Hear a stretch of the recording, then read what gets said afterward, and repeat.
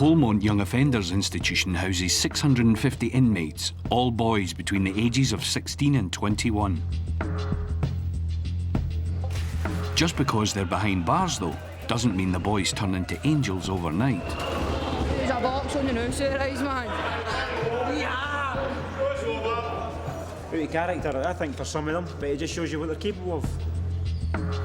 With so many difficult young men, it's a huge task for the prison service to deal with their behaviour. If anyone ever stabbed me or slashed me, I would boil that kettle and chuck it right in their face. But how have so many boys ended up behind bars? And what is life like for them in Scotland's most violent jail?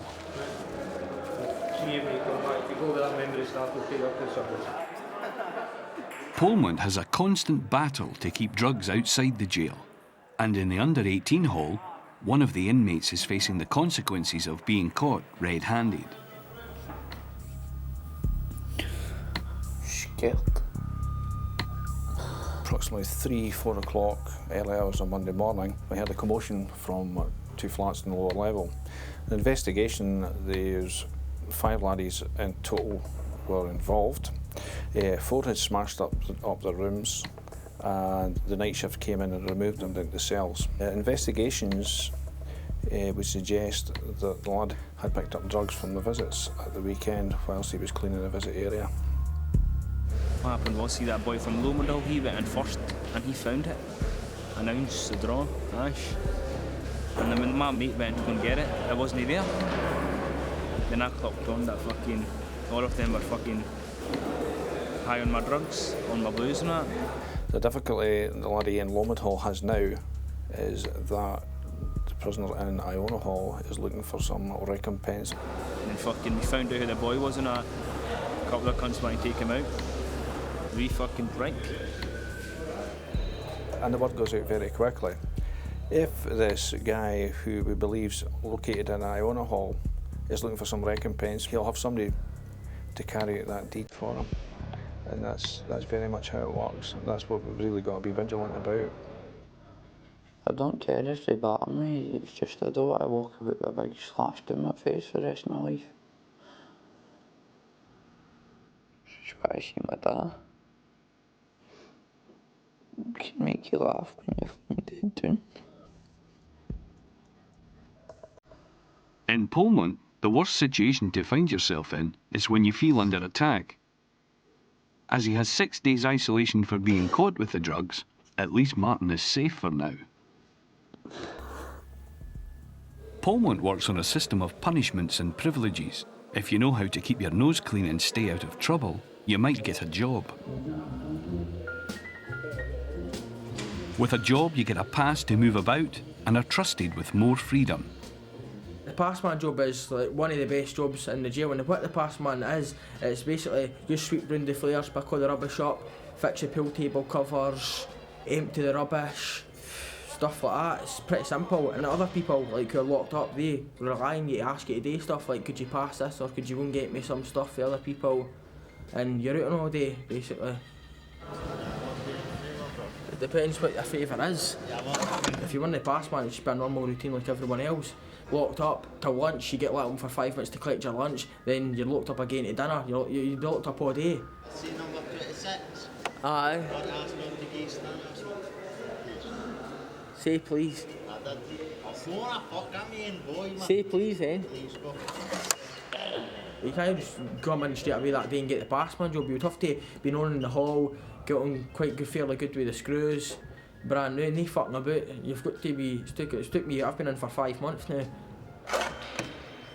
You got a spare smoke for Stan? No.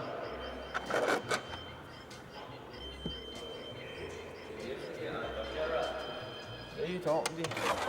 Ah, you said he's not got one. Right. Polmont prides itself on its drug rehabilitation record, and since arriving, Jamie has had help to kick his heroin addiction and has managed to stay clean.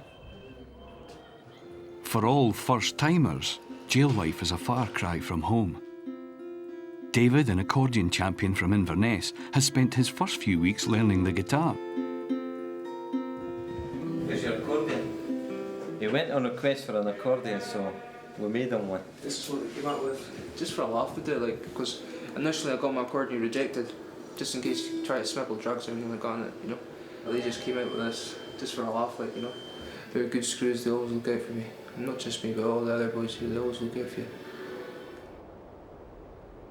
The first month was the worst. It was just a nightmare. I just cried every day. But getting a bit tougher. You've got to, for his sake as well. You know, one of the things he said to me was, please don't cry when you're going away, Mum, because I don't want that to be the last sighting of you for 2 weeks. So I try not to get upset and try to make it a happy visit, you know, for him. But it's not always easy. It's difficult.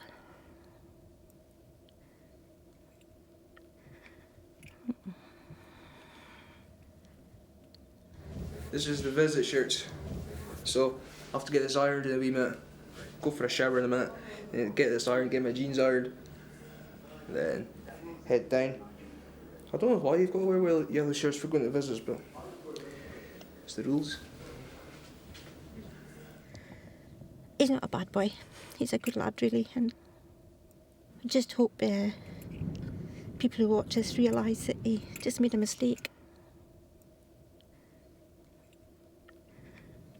And not judge him.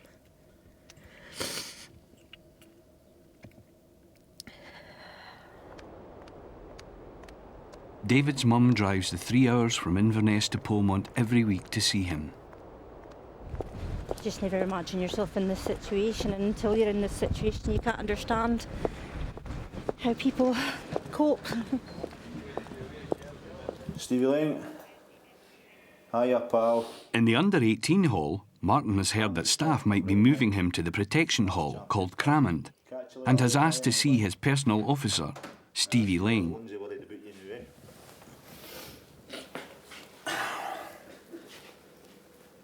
You thought any more about the options that I've given you? Well, I stay here for a few days. Right. Just What's your reason for that?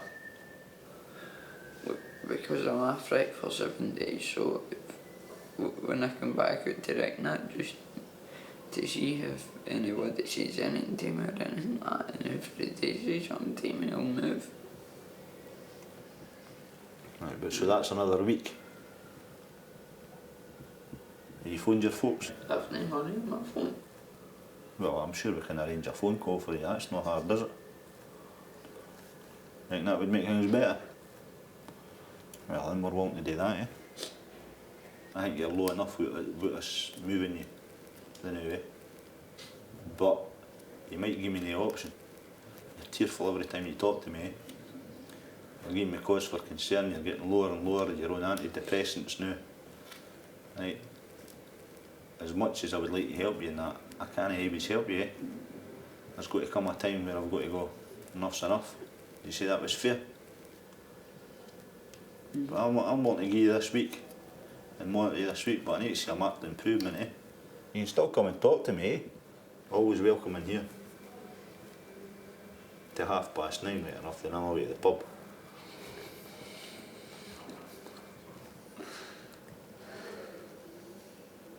In fact, you better make that 9:15.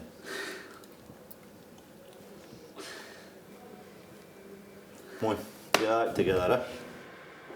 He's far too tearful now, eh? And he doesn't see any light at the end of the tunnel, I don't think, now. But I'm wanting to give him a couple of days, see how he performs. And if he raises his game a wee bit, we'll maybe keep him here. If things didn't pick up, then I'll need to move him over to the protection hall. That's all I can do.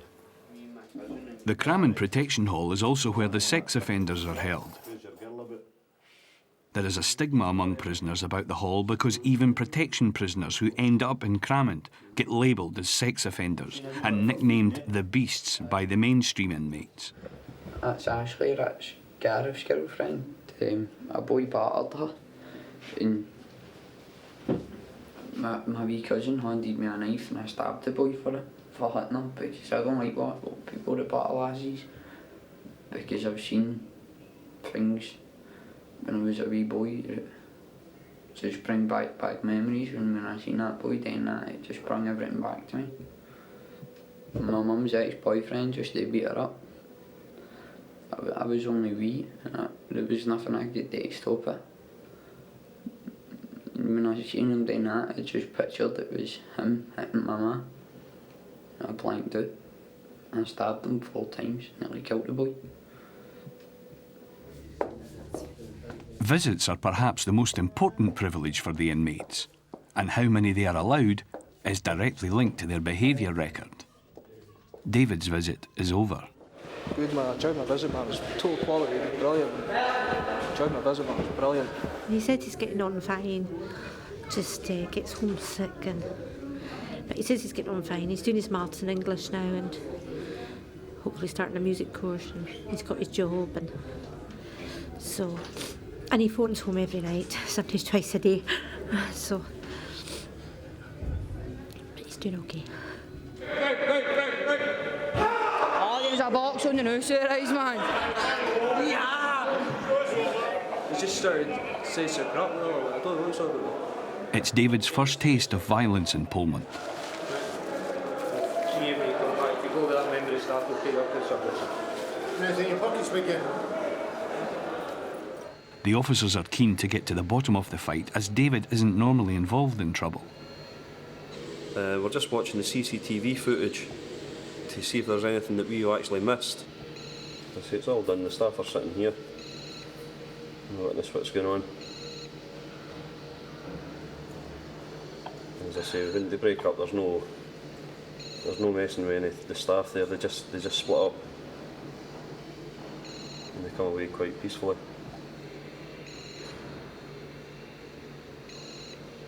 So there wasn't any problems with that. Still don't know why the cunt done it, like. Just sitting there, comes over, speaking to some shit about his girlfriend. He's getting aggressive, so I stood up to him. And when I stood up, he just heeded us and he grabbed us in a lock. Can't remember much, I thought. Just happened all too fast and that. Can't remember too much about it. Not everyone seems to be as depressed as David about the fight.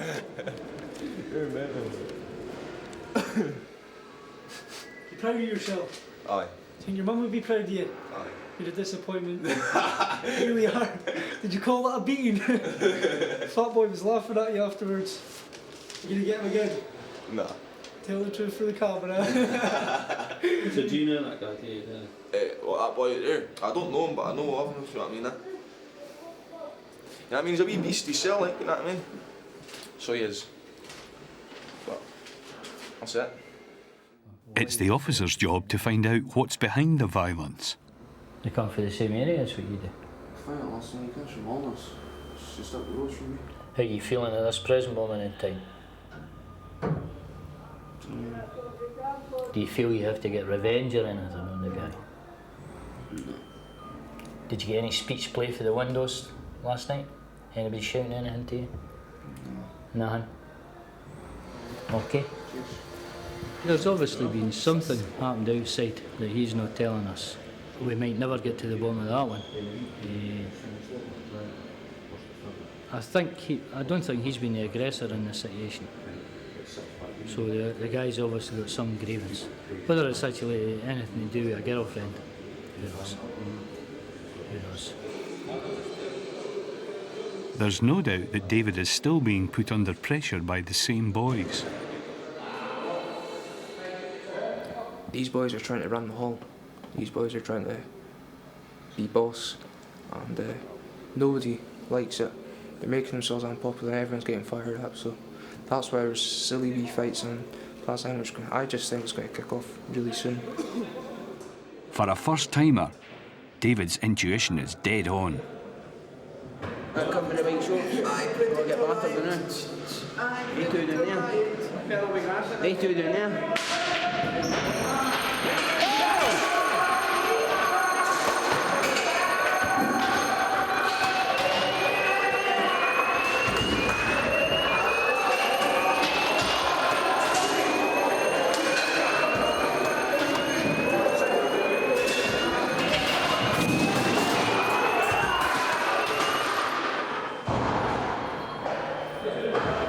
What's it all about?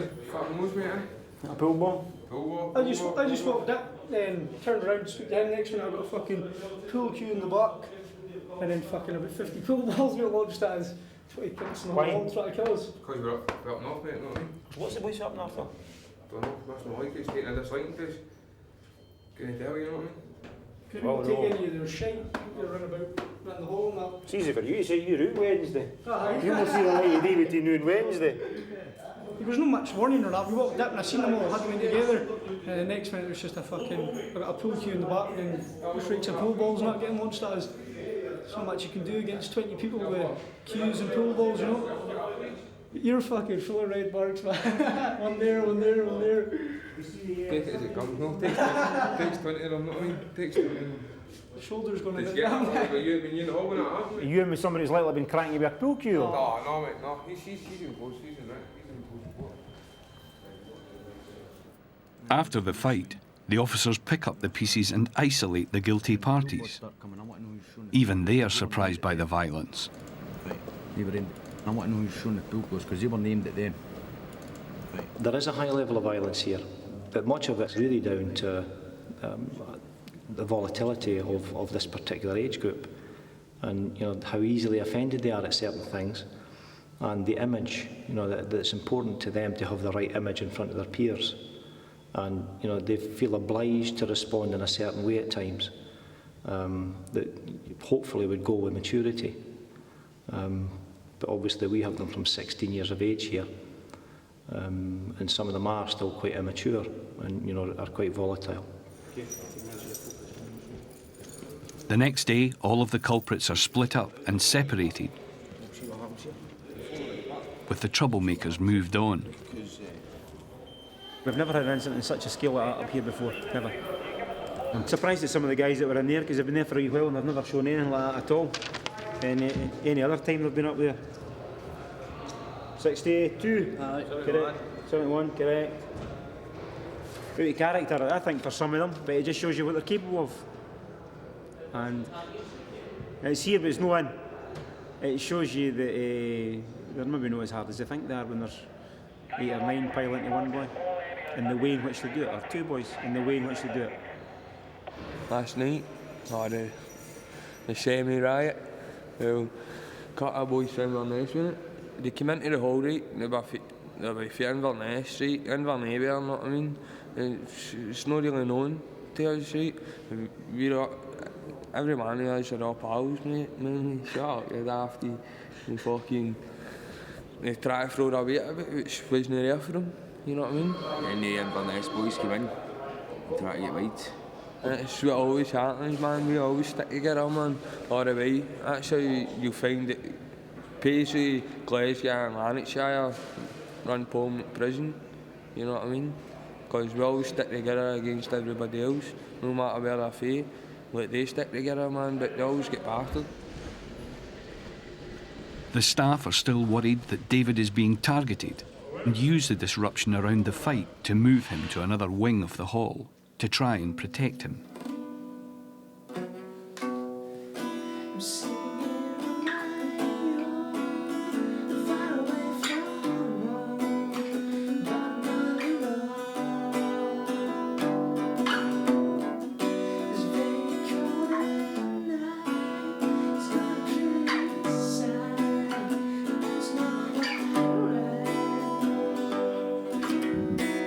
In many ways I'm ashamed for what I've done because I'm not a violent person. I don't believe in it. I don't believe that things should be resolved through violence, like, you know, so I'm ashamed that I had to, I didn't have to, but I'm ashamed that I did resort to such a thing.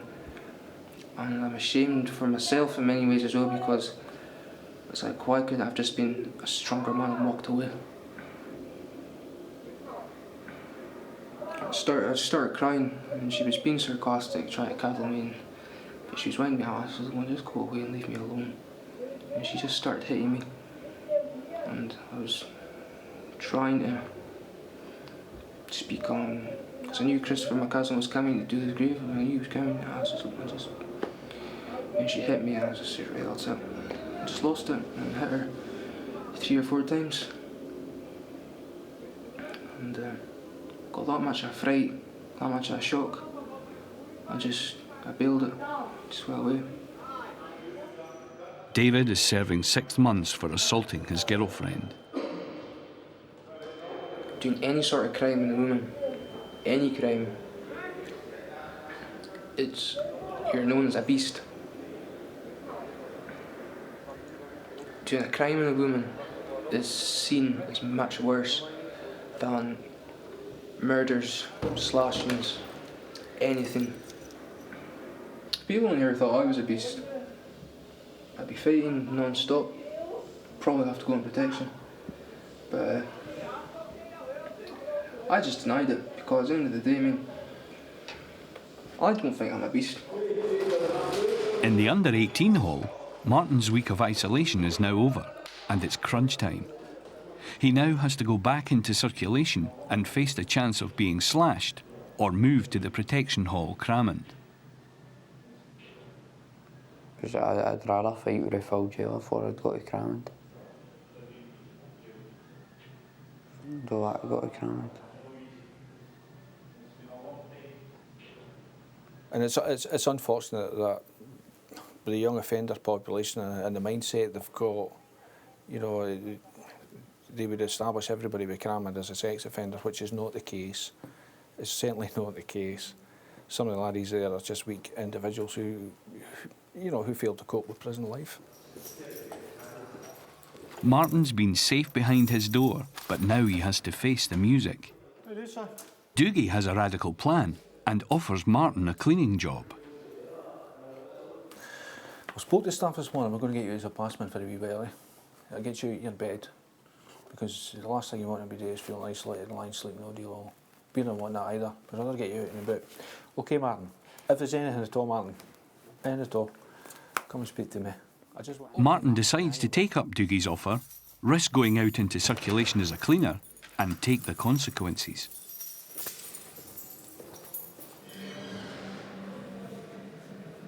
I was getting threatened that people have got to slash me and all that. The boy from Iona says that he's got to get me as well. I can hardly sleep at night and that. I don't know if I'm always wary when I'm just in case they learn they attack me on that. News soon spreads that Martin is out and even has a pass to do a cleaning job. Oh, on the pass? E-section? Where'd you get that? Oh, Dougie gave it this morning because I got a work party.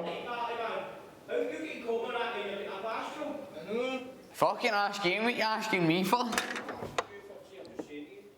What? It's because I can't go to a work party, I think. Aye. You know this thing about doors?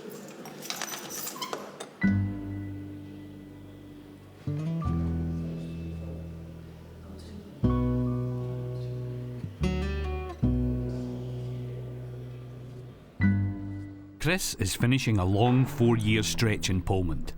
Time that has seen him get the top cleaning job and become one of the main players in the hall. With a day to go before he gets out, he's planning to go straight back to a life of crime. What again? Just because that's what I've been brought up doing. Into crime, man, from I've been at a young age. And then because there's nothing else to look forward to, that's the only thing I know about.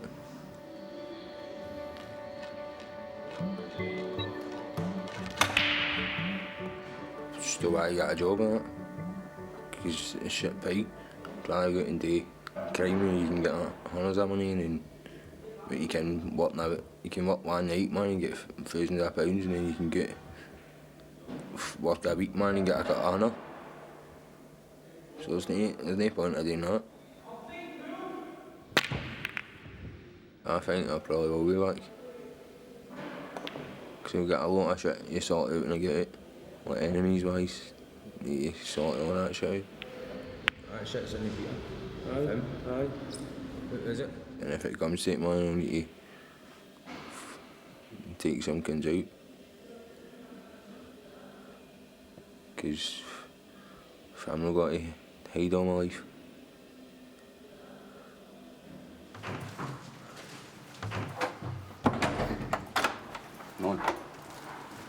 4 years behind bars are up for Chris. Some of them, it's almost inevitable they'll end up inside a prison at some time because of the background, the sort of networks that they have, the family background or the peer group background or the deprived areas that they come from. You can see that they are almost going to gravitate towards a life of crime. Some of them are a bit more sophisticated, and it's a life choice for them, because for some, at some point, their life crime actually pays. The turnover through Polmont is high, with most young offenders averaging less than a year inside. Chris's departure means the top cleaning job will be up for grabs. But Chris was a good guy, definitely. But he deserved to get out after doing fucking 3 or 11 months, eh? Deserves it. But Chris is, he was sound, eh? Chris was the head top, like. That's like the best job in the fucking whole hall, the jail. And now Chris is left. You've asked me, Mr. Smith, to take over. So I have to take over. But I just can't get as good as Chris did. But I'll be stamping my forehead down and giving them the right amount of chips. No extras, no extra stuff. Take it or fucking leave it. Hey?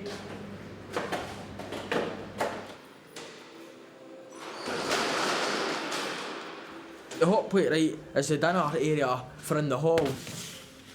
There's 4 people, men, who work there, right? And you're the one who serves the food. I'm the head hot plate, right? That means, like, my job is in the morning to get up, clean that, fucking get the breakfast and all that, fix all the dishes, turn it on so that it's heating up for the food to come up at 12. Easy job, probably one of the best. I don't have to leave the hall, get good money for it. That's alright. Plus, you're out, the screws get a lot more leeway. You're out them, they think you're more trustworthy, you get on, if you're on the hot plate, basically you're allowed to, it's kind of like a licence to do what you want. In so many ways, eh? Get to just fuck about. It took me a few months to get there, but I've got it now. Chris's departure has left a power vacuum, which others are keen to occupy. There are 2 front runners. Well, I think Jamie McCormack has been on level 3 for a while, and I think David Bunce has arrived fairly recently. We know that Jamie McCormack's involved in activities that he shouldn't be involved in, and David Bunce is the sort of character that will get involved in those sort of activities.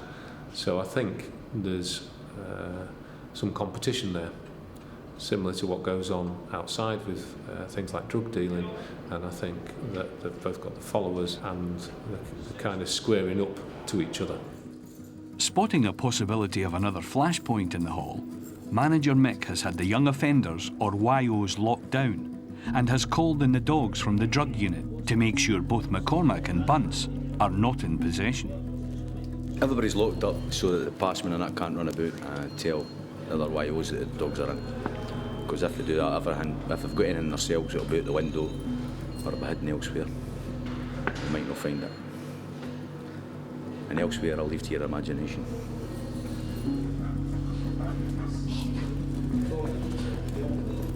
Bunce is first to be searched. The dogs are in as well, so... Dogs too?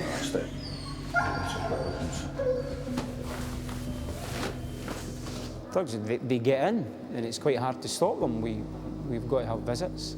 A lot of drugs come in at visits. We have a perimeter fence, and we have outside work parties. It's quite easy to throw drugs over a fence. Standing in there. No, I'm not stupid enough to put it in my beer. It shouldn't be a surprise that drugs get in here. Drug use would be behind the door. Once they're locked up, the door is closed, they will then take their drugs. They will flush them naturally, and they will use them. It's not done in front of your face. You don't condone it. At this moment in time, we're just trying to stop it. The search hasn't turned up any drugs with either Bunce or McCormack. Jamie McCormack, he was the one who escaped from the Reliance escort when they first started doing the escorts. He's been involved in and around things, as far as I can see, for the whole of his sentence so far. But I never found anything, so I'm not bothered. You know what I mean?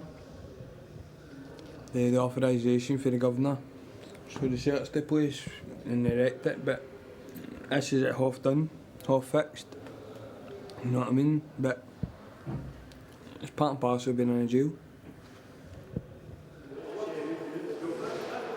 The hall is still tense after the searches, and the boys think the staff know exactly what's going on. We all think the screws are daft, but they're no. They're on top, they're smart. And so they've maybe just thought, we're going to see if we can catch Bunce out with something. Like, because in case that Bunce's made like a homemade stab or a knife, get something like that, snap the end off it, get a lighter, melt it, sharpen it up, and it would go through you, maybe right in the face, because there's no point in doing it in the jumpers. So you just get it, sharpen it up pretty sharp, and it would hurt you. Jamie's intuition about Bunce's hidden weapons is spot on. I forgot I had that in the Peter. I would stab some cunt in the cheek there. Go right through the cheek and stab some cunt in the eye with that. Because I was going to run out on Saturday and attack at my car. I think if you stab someone, you lean a mark on them, but if you use your fist and that, you're not getting really a good chance to fucking reflect pain in them, you know what I'm saying? If you do it with a dagger, you've got to hurt them, aren't you? That's what you want to do. Red razor sitting there, so with it in an envelope.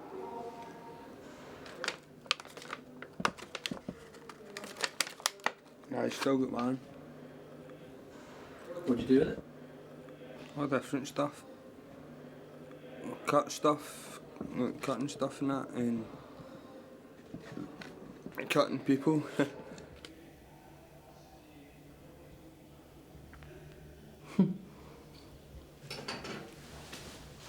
They're a very volatile and actually quite a violent group. I mean, this is the most violent prison in Scotland.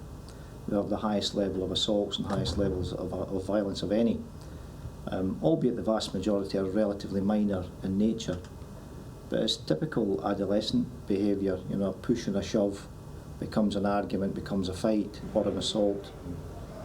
To these young lads, image is all and image is important. So it's important to present well to their peers and to be, you know, the macho, tough guy that can handle anything. In the under-18 hall, after 2 weeks out and about, Martin is still in one piece, as taking the job offer means he has managed to make the right friends. Back then I'll say I sound, but then if I do it, man, know what I mean? I was just saying I stoked all the older ones up there a whole way, fight with them and that. Because I've been coming out here for ages, they'll listen to us, you know what I mean? Since he was trying to do him a favour and got caught, it wasn't his fault. And the boy's upset about it, so sorted out for him. He just says, right, that's alright. Just tell him there's nothing else got to say about it. Maybe because of the turnover of prisoners, the guys that were involved in that are maybe out because they're short-term prisoners. That kind of dies down a wee bit. He started to get his confidence coming back. You know, you see the swagger coming back along with the confidence. I think that he might be walking down the corridor one day and find his cell being attacked. That can happen. It could be the calm before the storm. They'll never forget. I mean, if one of them's got something over another one, they don't want to lose face. So that gets stored away at the back of the head till they get a visual on their target. It could happen anywhere, anytime.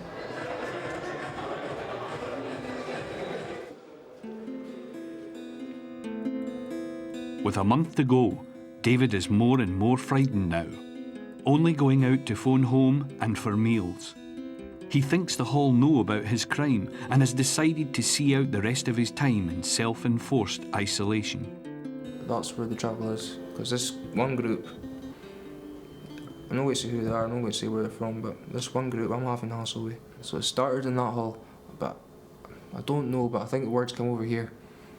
Probably has, it's bound to have done by now. Words come over here.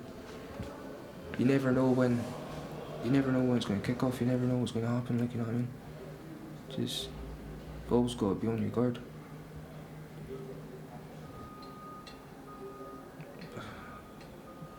But I don't know, in another mind, I'm saying myself, I'm imagining it also, a wee bit paranoid, like, you know. staff are worried about David's self-enforced growing isolation and depression, and are still trying to help him cope. I haven't been out in such a while, but I knew fine that everyone would be at their work party and things like that, like, you know. Do you worry all the time? Every moment that you're awake, you worry? I pretty much think about it all day. So if you make the effort and you try and you go out, if you do it regularly, you get more used to it.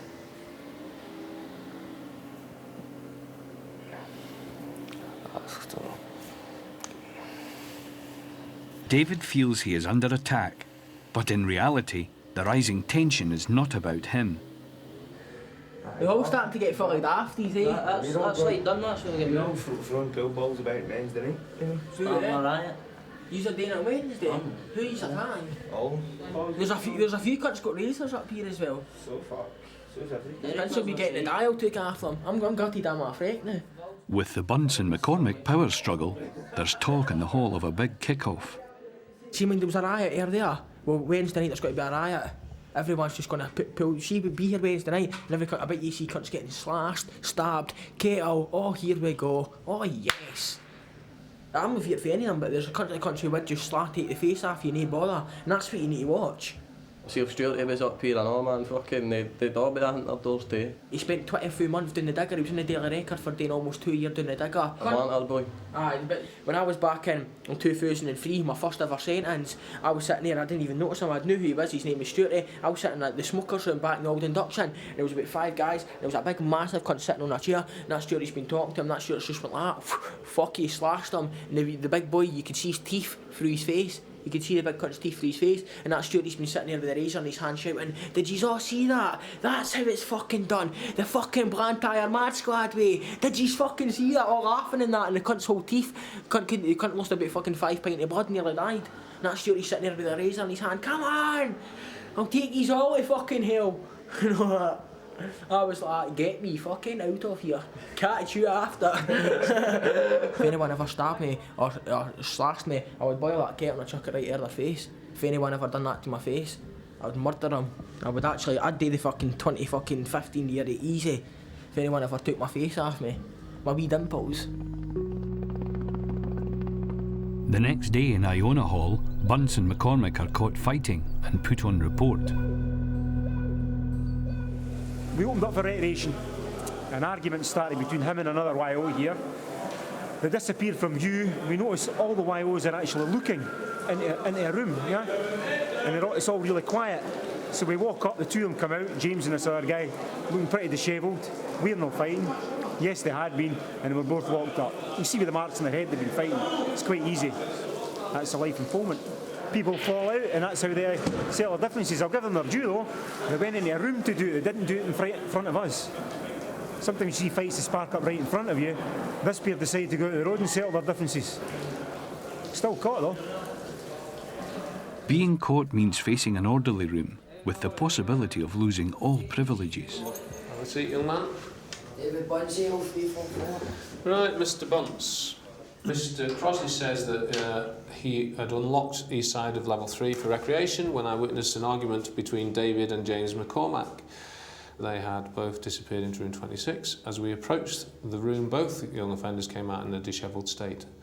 Right, what have you got to tell me about that? It was just a debate, so it was, we were just talking, and then as soon as you start raising your voice in the hall, man, the officers think straight away that it's an argument.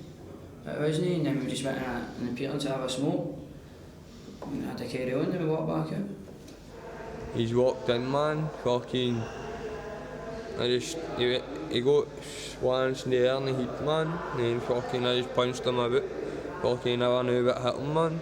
Right, can you explain to me, David, why there were raised voices? Oh, we were having an argument about the football. So you were having an argument?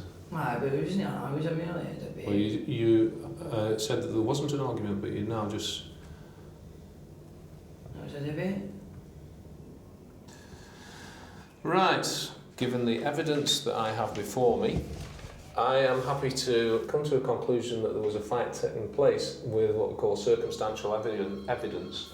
Wasn't it a fight? Well, that's what you're saying, but I'm finding the charge proved.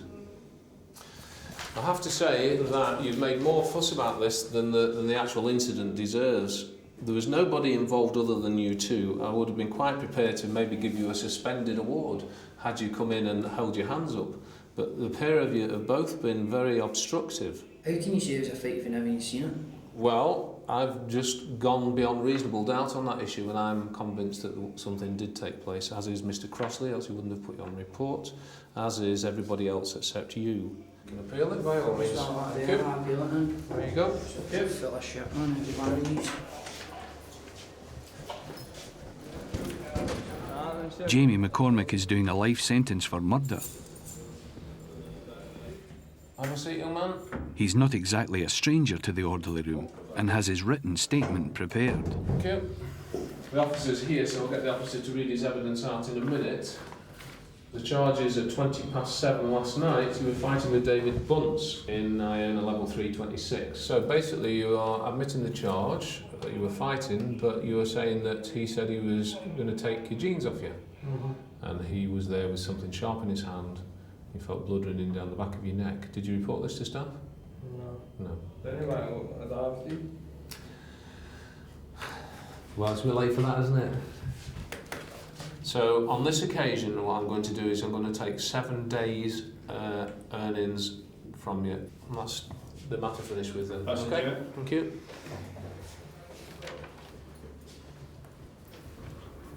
I don't know, I think he's got to try and fucking dagger his back. So I stabbed him in the head for about, I don't know how many times. I don't know even if I got him, I definitely got him, but the pen broke. I got him up with the head. So I think he's got to try and get his back, but I'll be on my toes, man. So. First chance I get, man, I'm going to stab a life right out of him, man. Know what I mean?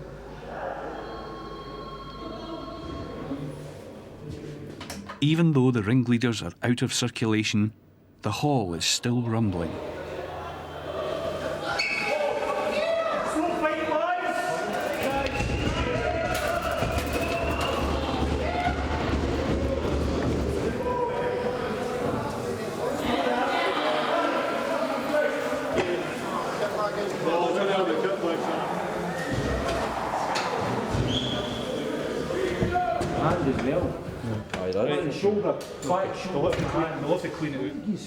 Good time to start it. Stick them on report. See the governor and Orlov in the morning. Then get the punishment that's coming their way. Joiner's doing his boxer shorts. Well, they've got to start using handheld metal detectors as well. But if you bag it, I'll take it with me tomorrow and just show that they do need to be a bit more careful. Because that's about 4 weapons I've seen. The next day, staff act quickly to defuse the Bunce-McCormick situation for good. James McCormick, the lifer who's been already 15 years, was moved from east side to west side, and he was not too happy about it, so he was raging and angry because he was settled in here and he's got to go move there and start there again. So he was not happy, chappy. Jamie McCormack's not going to be involved at all because he's separated from the others, but there are quite a few people who would be in opposing sides if there was something to go off. So we've took 3 or 4 people out of the equation, David Bunce being one, Steve another one, and we've put 3 down the cells to allow us to investigate further and make more investigations, which tend to be a little bit easier when the lads are actually off the units, because other people will notice they've gone and they might have concerns that they're more willing to tell us about once that's happened. There's a couple of boys up there that might be getting done off. Well, not done, but didn't like them. I think they were a bunch of idols. So we've got to take them out off the numbers. Someone must have said something to them and they've went and said to the screws. Do you remember that dagger that they left in my Peter? Well, they searched my Peter and they said, oh, we found that dagger and that, we're keeping you down there. We're keeping you down there for that as well. Out on Tuesday anyway. No bother. The segregation unit, or digger, is used by the staff as a last resort. In the digger, you are totally isolated and only get the privilege of a radio for company. If I had a job and I wouldn't be in the jail at all. I know that for fine well. what I'm saying, but there's no jobs doing my bit at all. I robbed a boy for his Beggar's jacket and all. I was mad about side and that. But if I had a job that day, I mean, I was half free in the afternoon. If I had a job, I wouldn't be out doing stuff, man, just to occupy myself. Just bored. If I'm bored, I go and get a drink. And then when I drink, I'm a totally different boy and I go away and do something stupid. Then I wake up in the police station like that. What did I do that for? There's no point at all, man. David is coming to the end of a 16-month sentence for assault and robbery.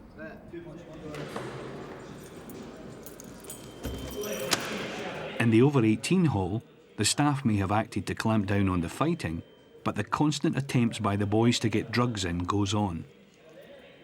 As head hot plate and an ex-heroin user, Jamie is getting drawn into helping.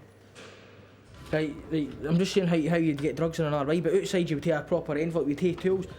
Right, so look, you'd get a Stanley blade, right, and cut, you know what a Stanley blade is? Outside, and you'd cut the line straight, and so it would be the exact same as that inside the envelope, right?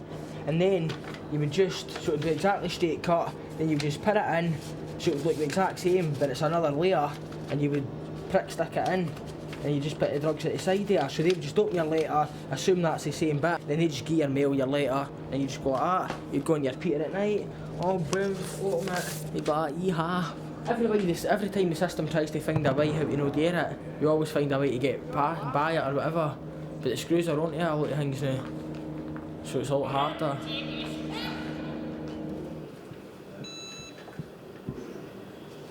The next day, Officer Alan Smith checks on yet another drug bust. This could either be wonderful or pretty bad. All the wiles in here have narrative sheets, right? Anything happens, and you do a write-up on them.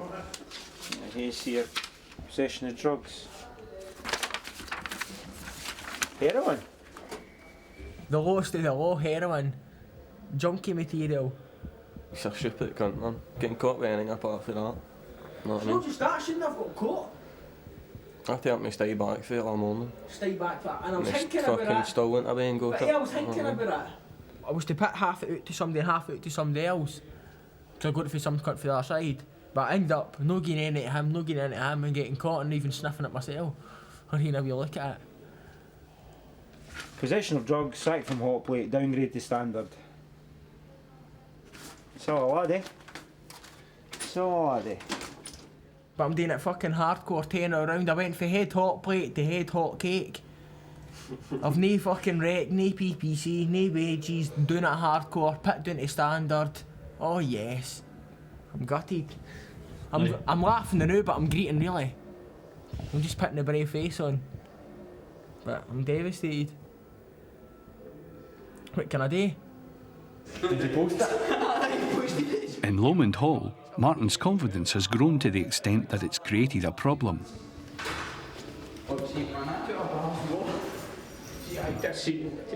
It's now Stevie's job to discipline him. Right, man. You sit there, pal. Right. You're here because I suspect you have been involved in bullying. You with me? Remember about 2 or 3 weeks ago, I pulled you into the office and I says to you, about the bed's been cooped up, remember? And you said you would stop all that. Right. And did you stop all that? I don't believe you, Matt. What? You didn't seem to be bothered about that, did you? Obviously, because you're denying you're it. sitting calling us a bully. No, I'm not. I'd take more time for you, actually, if you said, right, what happened? I would admit to it if I was, but I know for a fact I wasn't. Is there sometimes maybe then that maybe one of the guys up there is taking the verbals a bit personally? Well, I don't think Craig or Santino would take it personally, no. Right, maybe I'm not talking about that. What about the other stuff like the psychological stuff? When you went and turned the boy's bed over and you had the pillows on the floor and you put water on the floor and there's fairy liquid on the floors and all that. What about that? Turning somebody's bed upside down, it's not as if they're going to get all upset about that, is it? How not? What if it upsets them? Maybe it doesn't upset you. If it upset them, I'd apologise to them. It's not long ago we had you sitting in the office and you were in tears, right, and we were scared to go away and leave you, right, because you were that upset, right. We even dealt with your family, right, we put all the stops out for you. I know, right. I'm grateful for that. I said thank you to you for that. Did I know? Right, but the bottom line is that, see, not long after it, you were in there turning beds up and... The boy knew that was a half, Stevie.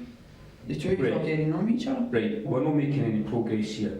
Right, so what's going to have to happen is you're going to be referred onto the bullying strategy stage 2. As far as I'm concerned, you're not admitting to anything, you're denying everything. I've not done nothing. Right, well... If I'd done something, I would have not cared. Okay, well, fine.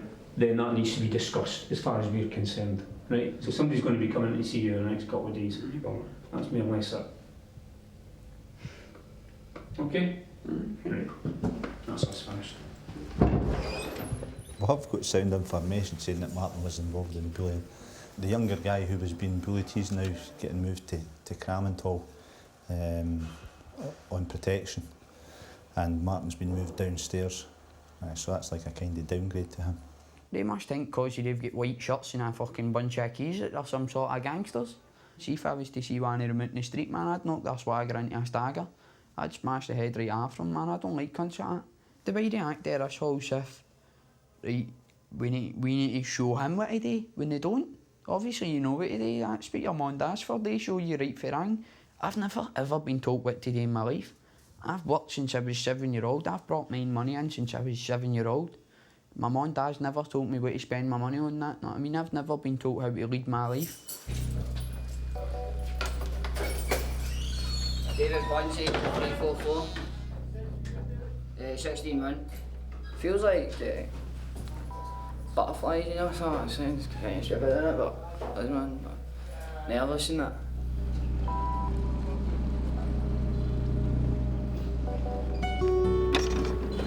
Hey, freedom. After 18 months behind bars, David Bunce is out. Yeah, there are lots of young offenders and there are obviously lots of prisoners in the Scottish prison system just now, and they're hitting record highs, and you wonder what underpins that. How, you know, has their life gone in such a way that they find themselves here, you know, in Polmont, and some of them for a long, long time.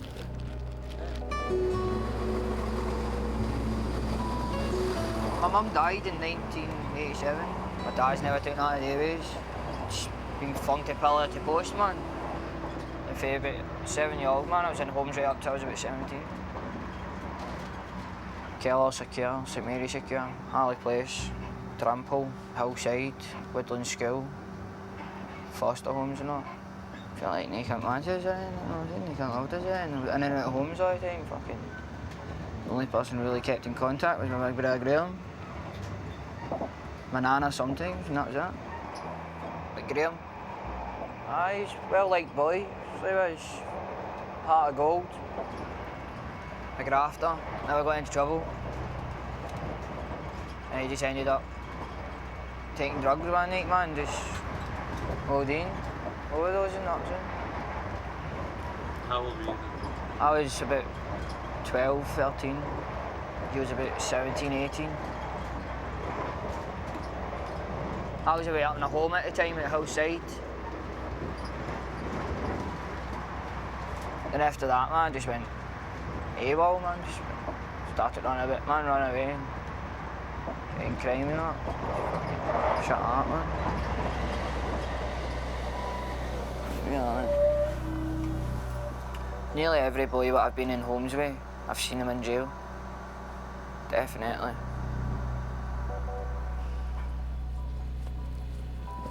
There is a second liberation today. After a period of self-enforced isolation, David has made it through his sentence and survived 6 months behind bars.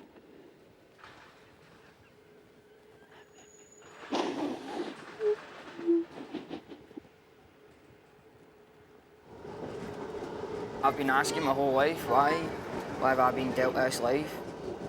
And why did my brother have to die after killing my mum or not?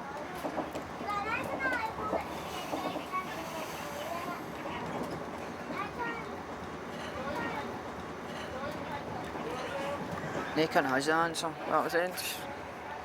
just have to get on with your life, man. Just forget about it. It's in the past now. That's what I'm trying to do, but sometimes it's not there for us.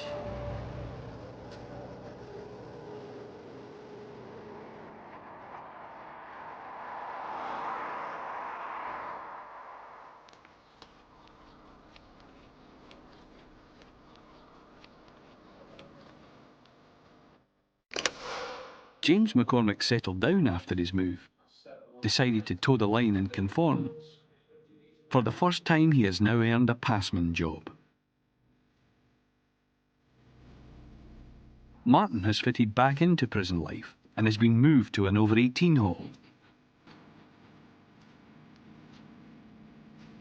David Mackenzie initially struggled to get back into normal life, but is now playing music professionally. David Bunce was out for 1 month before he was again back behind bars inside Polmont.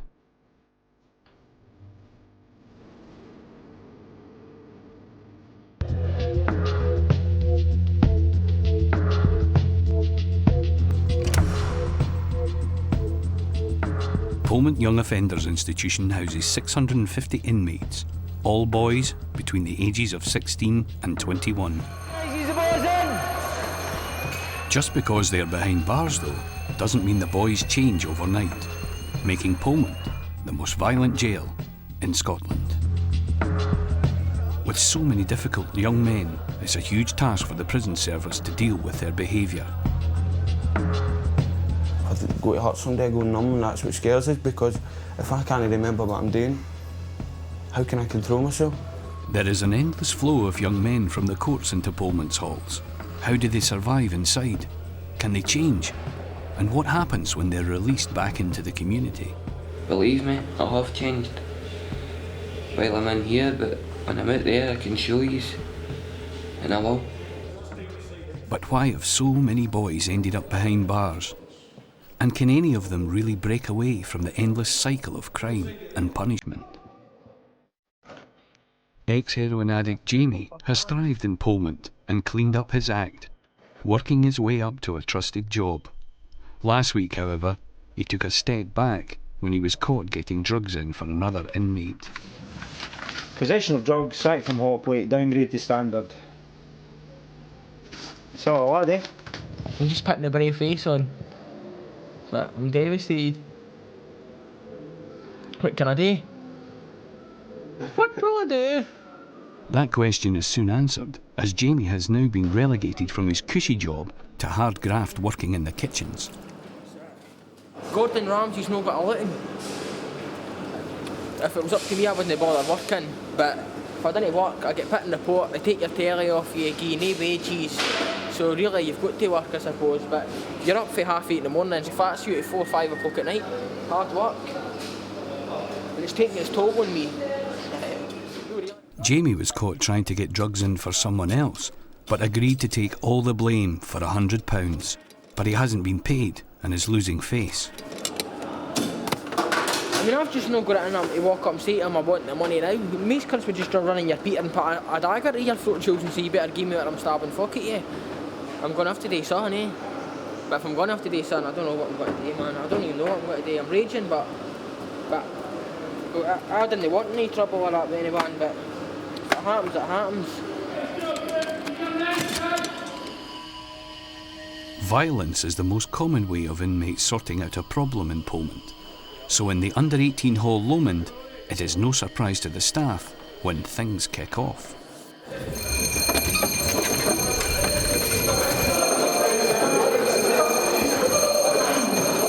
The fighters are well known to staff, especially one of them, David Docherty.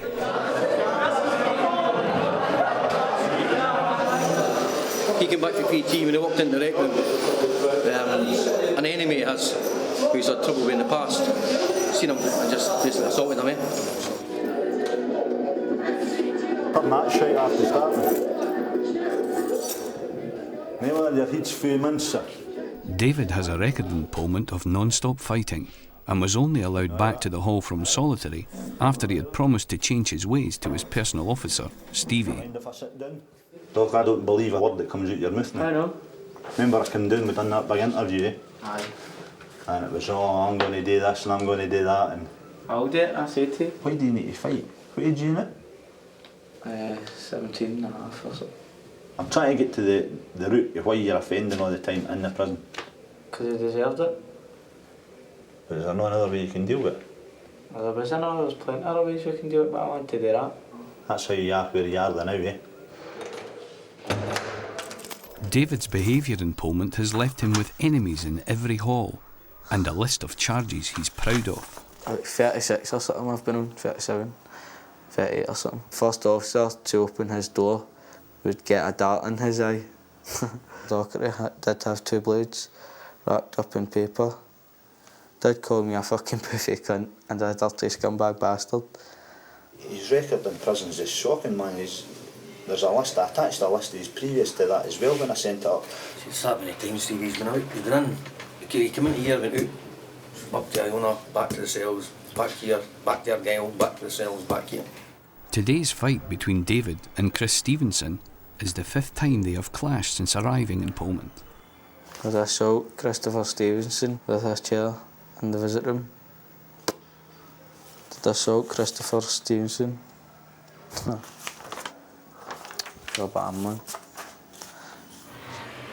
That's just, if you can prove yourself, keep your head down, I'll give you a chance. Right, wipe your slate clean, give you a chance. He goes to PT, he's come straight back and he's fighting again, so it's like...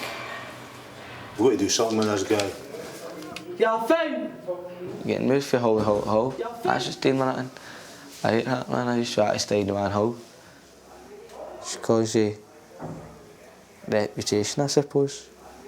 What is your reputation? Oh, for causing havoc. Stevie came to Polmont when he was just 17. Now 20, he has grown up behind bars. They just meet up with my pals, man. Go and fucking steal a motor or something, strip it all down, sell it.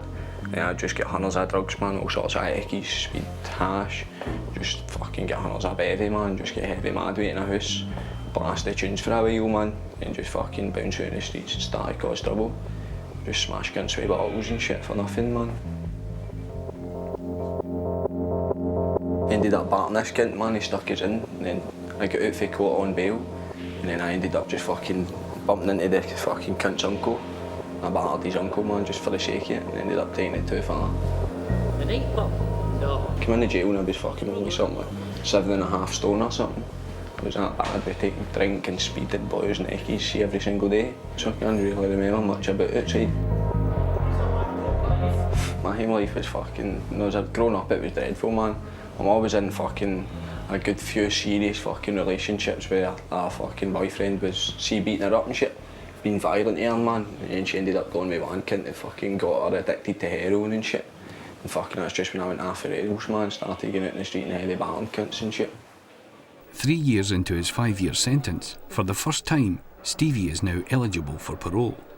With his violent past though, early release is a long shot.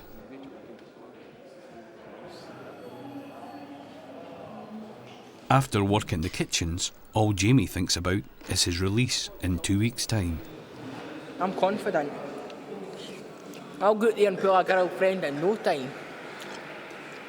I'm confident. My friends call me Skindiana Bones. Right, like a pig. But I don't know what it must be, what's the word, my metabol or something. I mean, I sit there and eat all day and I still didn't put any weight on. But that's alright, because I'm rapid for the polish. Rapid style, no? Jamie may play the joker in the pack, but he has a secret that he believes sent him off the rails at 14 to alcohol and heroin addiction. I didn't go out there and cause crime, like just to cause crime. There's reasons for why I done some of the charges, like smashing somebody's car, and there's reasons. Like most of the inmates, Jamie has a hidden inside story. So am I hearing that when this happened and this man abused you, were you left feeling powerless? I was only a wee boy, I couldn't tell, I didn't know what to tell, I couldn't tell my mum, so I had to keep it all to myself, and I was just still a young age and that, and it was just around me. So you recognise you were not in any shape or form responsible. This man done this because of who he was, not because of who you were. He made the choice to abuse a child. I was taken to court and got a FAI for stuff I'd done to him.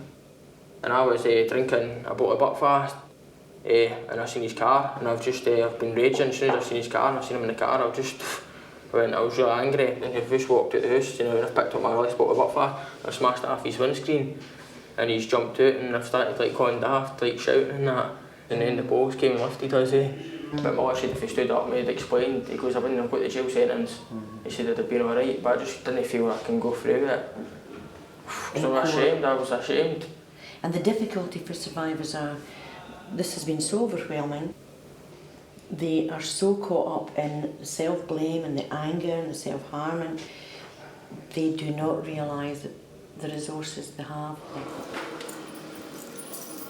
I didn't see it myself, what difference, if it will really make a difference. That's the only thing, I don't know if I'm benefiting, but I didn't mind talking to her, and she does talk sense, and it's the truth that she's saying, because she understands. Officer Stevie Lane checks the CCTV footage of David Docherty's fifth fight with Chris Stevenson. He decides he needs to step in and try and stamp out the escalating violence. That's been about 4 or 5 incidents that there's been between the two of them. Quite a lot linked incidents between Docherty and Stevenson. So what I'm saying to you is, right, we need to change your way of thinking. What I would like you to do is to sit down and talk to him. For him to sit down and talk to you, and for the 2 years to get this ironed out. Not to be the best pals, not to put him on your Christmas card list or anything like that. Right? Just to stop you from getting reports. Because as you says to me there now, Steve, it's me that's getting it all the time. And it is you that's getting it all the time. What if I went and spoke to him? Would you agree to sit down and talk about stuff and see if we can get it? How no? No chance. How no? Are you not mature enough to do that? But I'm not at it. I don't care if it's talks with that, and I'm not even at to talk to him. You have to make an effort. And he has to make an effort. If you can't use your mouth and talk about stuff and hear how other people, you're just going to be dubbed up the rest of your life. I've told you that I've sat down with cons and I've spoke to cons who wish that they could go back to your age and turn the clock back, right? And I have tried to turn this into time and time again to make the best of who you are. And right now you're not. I see how you're coming for, but I don't think it's happening. Well, I'll tell you what I'll do with you, right? I'll let you sleep on it and I'll come back and see you. Right? Sitting two fighters down face to face to talk with each other is an approach called restorative justice, but persuading Docherty to toe the line is an uphill battle. I wasn't expecting it to be easy, because that isn't the way that he deals with stuff. He deals with it with his fists and with knives, and so it's totally new territory. I don't know if he's scared to do it. I don't know if he's scared for the slagging that he'll get for attempting to do it. I'll just need to wait and see what tomorrow brings, as they say.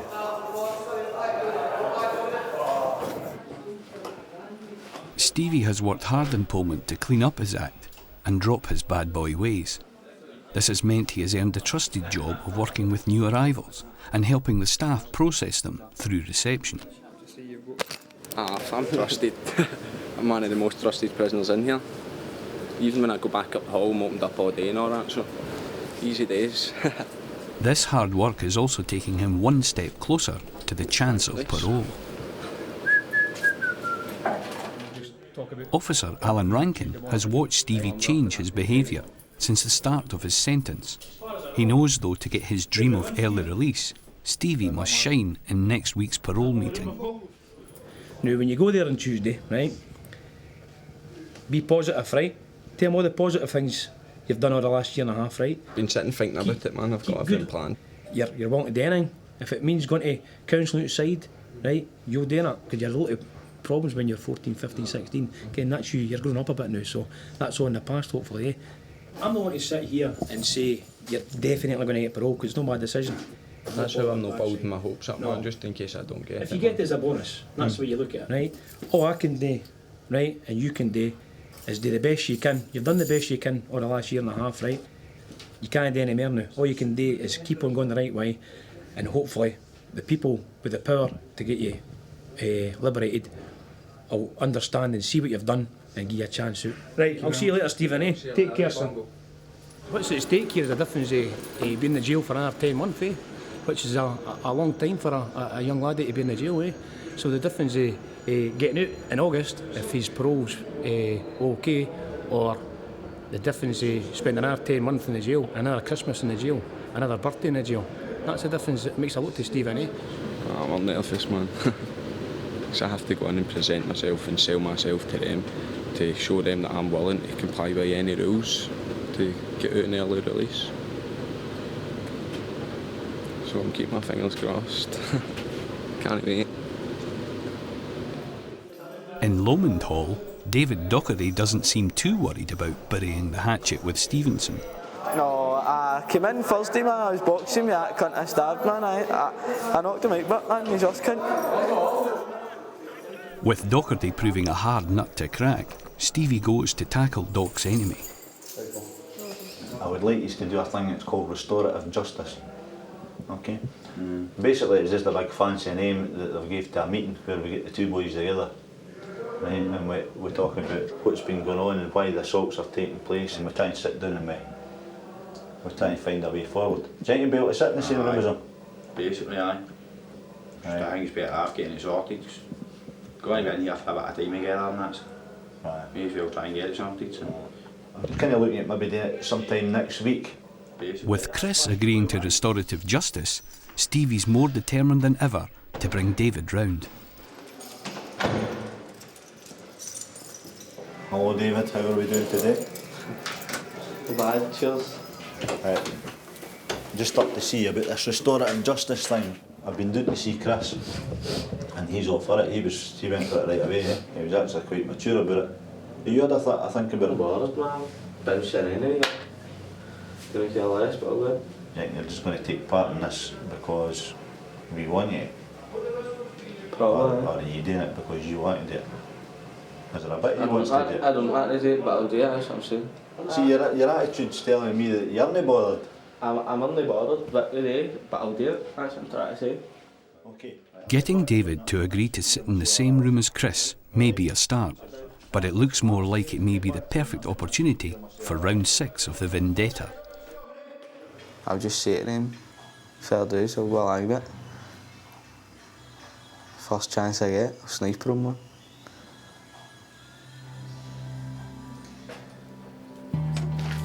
Working on reception gives Stevie access to all the boys' belongings held in the store. This access is putting Stevie under increasing pressure by other inmates to pass things back up to the hall. Just trying to get out everything, man. I'm sick of cunts asking me to bring them up their shit for properly. Man, I've just don't like saying no to the cunts, so just decided to move so I stopped getting pestered about it. Just sick fed up of fucking hearing it every single day, man. Just days before his parole meeting, Stevie needs to avoid trouble at all costs. Fucking sick fed up I've been in here, man. Don't know how cunts could keep coming in and in and in and in. I want to go and get a job, fucking actually make a go in life, make my family proud of me, man, instead of just saying, oh, there's that Stevie McWillan walking down the street again and getting fucking cunts scared of me and that, know what I'm talking about? I don't want that shit anymore, man. That's just all the shit you want when you're a wee boy, but I just want a quiet life now. Being in here's gave me a kick up the arse to realise that, so I thought if I was out the street, I'd be dead by now, man. Since David and Chris arrived in Polmont, they have never been able to be in the same room without fighting. Today, Officer Stevie Lane hopes he can change that. Well, this is D-Day for David and Chris. We're having a restorative meeting, restorative justice meeting. Hopefully we can thrash out their differences and cut out all the nonsense. As long as we can get them to walk past each other without throwing punches. What do I think's going to happen? I'm just going to go in, sit back, fucking... If I have to try to say wrong word to him, I'll knock him out.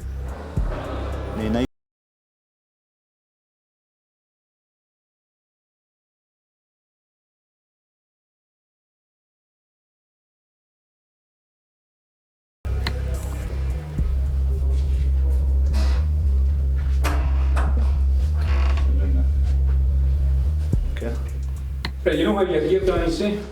I'm going to ask Chris first of all. Chris, can you give me your version of events? Fight in a cartings. Right. What was the fight over? Oh, fucking stuff that's been happening outside, basically. Oh, my boys fight by his boys and that, basically. Why is that? Different schemes. What do you see happen, David? I have come in here with a good few people I can fight with there. It's been alright, set for lands. How did you feel when you were fighting? I'm a bit fucking fucked up, man, so I keep getting punished for it. Well, there you go then, huh? I just getting away with it. I was angry, aye, but... How do you feel then about him being angry and... Fuck it, that's not to do with me, is it? Well, it is because it's your actions that's made him feel like that. What do you feel, is it? Is there no? No, really no. Do you never feel any guilt? Never, no. Not at all? No. So when he said that he was feeling angry and all that, and it was you basically that caused that, Ah. how do you feel about that then? I don't feel stuff like that. What do you want me to feel? Like I feel sorry. No, we didn't want you to feel anything. We thought we were forcing anything on you. But what do you think? I feel sorry. I've battled people for nothing in the past, like gangs, man, for nothing, but I feel shite after it. But a different story when they people don't deserve it. People gang fight with this. Right, David, okay. They want a gang fight with you. Right, so we were making progress. I can understand what you're both saying here, right? I think there's a wee bit of the gang culture coming into this meeting here. Is there any suggestions that you could come up with that would prevent this from happening again? Well, basically what you're trying to say, if I clocked him just walking by me, would I do it? No, I wouldn't. You wouldn't? No, that's it. Are you saying that's going to be for the rest of your term in the prison, or what are you saying? Can I guarantee that he wouldn't need to bother about me? Well, you tell him, man. Yeah, I just say that. Right, what about you? Right. I feel the same way, basically, that's it. Alright. It's quite happy at that then? Yes, How do you feel about that? Not bad. Two boys who've never been in the same room for 2 months, as you heard them saying, without fighting. So we had them in there for half an hour. If I see him walking by me, man, I'll not try nothing, man. I'm fast enough to dodge his first crack anyway, man, so no get his. But I'm quite happy with that outcome now, and we'll continue to monitor them, of course. I gave you his opportunity. You've always got a kind of wee glimmer of hope, but he's got a good side. He's worth spending the time on, because if you didn't spend time, he's just going back out and come back. So you just keep batting away there. The relationship between the officer and the young offender is the key if we're going to have any success with some of these young lads. Very few come in and willingly off their own back say, I want to change, I recognise I've got a problem. The staff actually cause them to think that way and cause them to address the issues and change. So that relationship is of paramount importance if we've to have any success stories.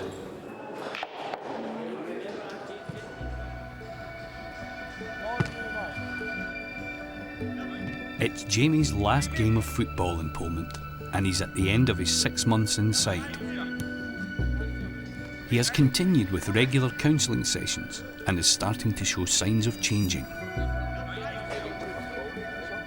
Although he's still owed money for taking the blame over the drugs bust, Jamie is putting revenge aside. He never paid me the money, right? But I just carried on he did to every cunt. So no cunt would smash him, because cunts was like, I'll smash him for you. I'm glad I think it's worked out for the better this way. Feels as if I've done the right thing. It's also Jamie's last counselling session before he gets out.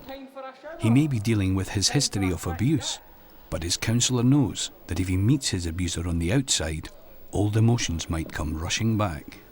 I mean, right now, in here, and you're lying in your cell, if you think of him, what do you feel? If I was to try to think it... Right now, in here, thinking about it. If I was just to start thinking about it myself, I'd probably be angry. Aye. Okay. The minute you see this man, or even go near the streets that you drove, that he drove around in, your emotions will take you. Once I do that, that's it. Once I can, that's... So it's a bit practice. And it's like we just have to take all my power back, basically. Once I do that, it's me. I know I will, I know. Your emotions will want to take you back. It's up to you. Keep yourself grounded and remind yourself, no, that was then. This is now. That man can never hurt me again. And I'd say I'm different now from what I was saying, so that's the way I will be. That was then. And so when I go out, this is now, so it is different.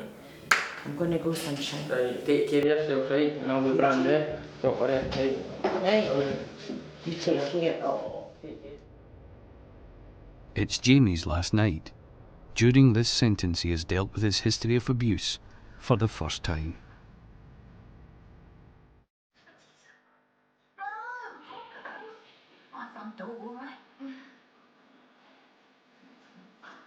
Bet you start Bradley. I do.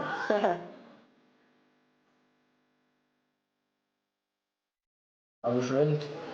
I knew getting part and doing it the right way and feel a lot better myself, and I can see myself going right to maybe the post in time just when I feel better and he'll buy the penalty the right way. See me going out there and doing stuff to him where he's still winning. Like the now when I've got my custodial sentence. It is hard, Jules, but folk out there can do it and I've got the power to get it back. Feels like there's a new me. I think I'm a mature, good, confident guy now, and I feel alright, and I feel as if I can go out there and do well, and just that was the past. I think this is the future now.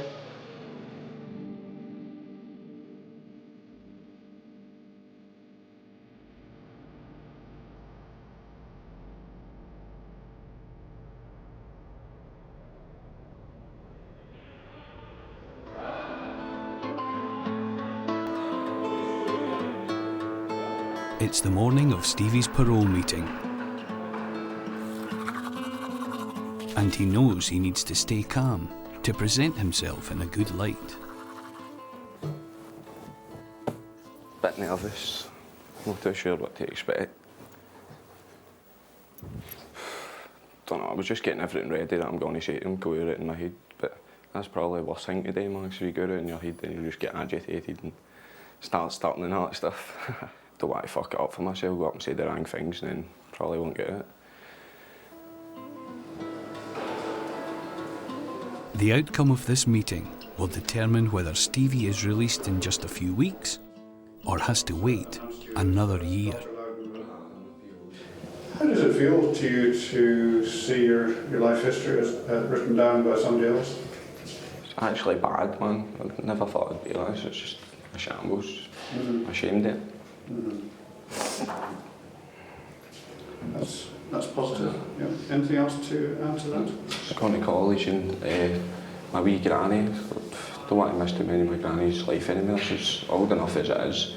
I've put her so much pain with me being in here. She's had to cope with people saying, oh, your grandson's this and your grandson's that. How are you going to control your use of alcohol? I just drink socially. I really don't really bother about a drink, really. You don't, yes. What does drinking socially mean, though, in practical terms? A few beers at the weekend if I'm up at my uncle's or whatever. I'll never go back to the way I was drinking every single day. It's not easy going back. No, that's how I've got to see a close family. It's knitted together, they'll help me keep that way. Where are you going to be staying? I'm moving to a different area with my mum as well. What do you think it's been that's helped you grow up? Thinking about my actions, I don't want to be that person anymore. I was just an evil person at the time. Being in the jails gave me a kick up the arse and made me realise I don't want to be like that the rest of my life. A kick up the arse? Just sit and think about it, man, what I should have done instead of what I did do. That's how I want to go and see make a proper start at it. So I know I've changed in myself. Just want to prove to my family that I've changed as well. On the surface, the meeting seems to be going well. Right. I slipped up, man, said if I needed a kick up the arse, I shouldn't have said shit like that. Just wish I could have explained things in a more better way. I couldn't explain it right. Just too nervous talking about something that's going to decide your future. I'm glad that's it, but now it's going to be even more nervous waiting for a bit of paper looking through the post to see if I'm out or not. Just hoping it's right. Stevie now has to wait 6 weeks to find out if he will be able to start his new life or have to wait another year. Stevie may be waiting, but after 6 months, Jamie is on his way out. I can see my name when I look out the window in the clouds. It says, Jamie, it's your day. The time is now. So if you had a hall full of Jamies, you'd have an easier job. You hope never to see any of them again. But you know some of them, they walk out the door. They're going to walk right back in. Do they want to see you? Officer Alan Smith gives Jamie some final words of wisdom. Go to pretemps, right? I'll tell you what pretemps is. It's an employment agency and it's on Coburn Street in Falkirk, right? I think I know where you are, right? Go there, it's across the tattoo parlour. I just walk in. Walk in, right? And I know that they've got jobs in it. Fact. One liberation, sir. See you later, right? Catch you after. Seems up for it. But can we say that there's no pressure on him just now? When he gets outside, the pressure starts. Are you coming out for a drink? Are you coming here? Are you coming there? Because his mates will have no money, and they know he's now got money. So it's now his turn to square them up. I mean, if he's been in here and been getting stuff sent in, this is the time he pays for it. He pays for it now. But he seems keen. Aye. Good. Because you don't want to see boys like that again. He can make it outside. He's pleasant enough. Oh yes, let's go. We're free at last. Yeehaw. Walking out. What a weather day, Jules. Come on. Come on. Jamie boy's back in town. Loving life. £300 community care grant. We're off. That's us. Party. Come on. I don't even know where I'm going, but fuck it. Sorry. We'll see how it goes. It's a lovely sunny day. Will he go straight home to his mum and dad? Spend the day telling them how much he's missed them? Or will he go and chap a few doors and see who's in, see who's up? Probably nobody up, he'll need to get them up. What will Jamie do? Bang! Bottle of wine! Bang! Here we go! You never know. Sometimes they just grow up, but the fact he's done so many sentences would tell you he'll be back in. New tracksuit, well, once I cash my gyro, party, straight into the pub, Joe, couple of pints, couple of aftershocks, bang bang, pot and balls left and right, get a wee bit of female attention. What's happening, ladies? Jamie boy's back in town.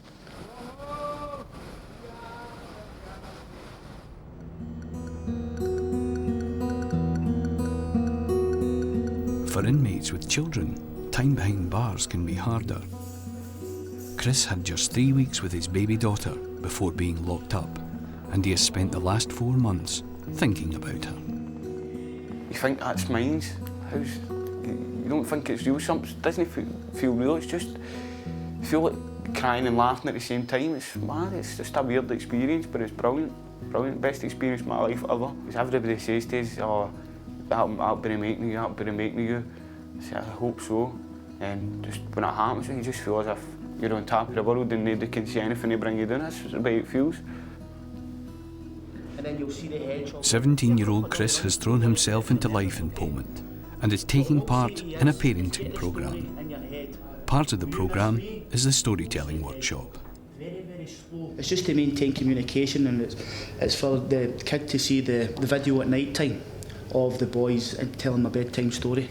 You see your daddy on the telly, I mean, it's instant, gains attention right away, so it's good that way. Remember, the best tips you can do is slow and loud, okay? Don't slow race, you don't want to go because the way no one understand that, right? As you do, sit and think. You think to yourself, man, wonder what they're doing now.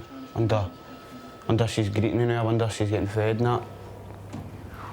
Hello there, it's your daddy here, just got a wee bedtime story for you. It's called A Little Bit of Winter and it's about a rabbit and a hedgehog, our friends. When I was born, my dad moved back to Australia and my mum wasn't fit to look after us, so I stayed with my gran. My gran brought us up to 15, then she died and I got put in a children's home. So that's why I wanted to be able to do it, because I don't want the history repeating itself. So I just want to go out there and be the best dad I can. Did you miss me, hedgehog side? Oh, rabbit, he said. There's wee rabbit running out the hedgehog to give him a cuddle because he missed him. That's the end. Well done, mate. Excellent. Brilliant. Right, hold on, look at that. Feel brilliant, because she's going to get that, you know what I mean? And she'll be able to see that, because she's not seen his in ages. She'll remember my voice. She'll know my voice. She'll know that I'm away. She'll think that I'm still there, but I'm just doing something. I actually think she was just sitting there, man, when I was reading it, to be honest. I did. I thought she was actually there. The parenting programme will give Chris the chance to work towards a special visit with his baby daughter. He has not seen her since he arrived in Polmont 4 months ago.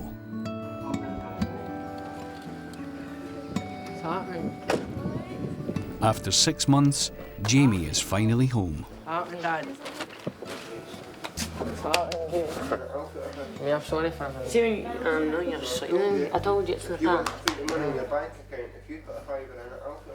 He's starting with a clean slate basically, as he's came out for the first time in a long time. Yeah. He's got a lot going for him, so we just hope that he gets on with it, does well, and has a good life. Snake my bit. Your legs? Wait. Jamie? Oh, your muscles. I thought you did. Jesus. You're doing alright, more, but no, I wish if I'd stuck in. Jamie, what a difference. Mom, we went to the... Before I was coming here, I was like to myself, I'd come and see my highs, and I was planning to maybe just bang out there and go. But just to see them and show how much we're going to make it work this time and how much positives and how mature I feel and I am now, I think this is it. And I just feel total, like, my wee bars and that, I totally loved up with them. My whole fame, I'm just glad everything's the way it is, and I'm quite happy. Better than any probably like drink film would give me than anyway. I just feel bang, really happy, feel like I just want to be here. Your dad was like... Rather than hitting the town, Jamie spends the rest of the day with his family. It's a promising start, for now. I'm just glad we're all back together again, it's going to be brilliant. In Lomond Hall, new dad Chris may be working hard to make sure he gets to see his baby daughter. But there is one hurdle still to overcome. He has an outstanding court case. Tomorrow I've got court, man, up for sentencing. Oh man, expecting fair stretch. If I get 3 years, man, I'll walk out with a smile. If I get 4 years, I'll walk out with a smile. If I get 5 years, I'll walk out fucking a broken man. I mean, you shouldn't do the things you do, man. I mean, so hopefully it goes good, but I can't see it happening. For some reason, I just can't. Stevie Lane is Chris's personal officer. The behaviour report he is writing is Chris's best shot at reducing what might be a lengthy sentence. Any relevant information about your health? I am. Good tablets for depression. Oh yeah? Aye. You want to be a prison officer, pal, you can what depression is. I'm also going to add in wee bits and bobs that you've been doing, like say your guitaring, your parenting class. What else have you done this sentence? Doing my craft. What kind of stuff do you do at the craft? Just making like boards with drawings on it for my wee lassie for a room. Do you hear regular visits with? No, I've not been having visits because he mean that the baby's mother, I felt because I go to jail again, you know what I mean, so we can see where she's coming through. Right, I'm quite happy with that information. Yeah, that's fine, Stevie, thanks very much. I think it's difficult enough for guys with kids, but when they're 16, 17 year old, it must be pure hell. He's looking for ways that he can possibly help when he does get out, and that's basically all you can ask him. For somebody who's 16, just turned 17, he's shown quite a degree of maturity. Chris may be trying to keep his dream of fatherhood alive, but if things don't go well at court tomorrow, Chris's daughter will be at school before he sees the light of day.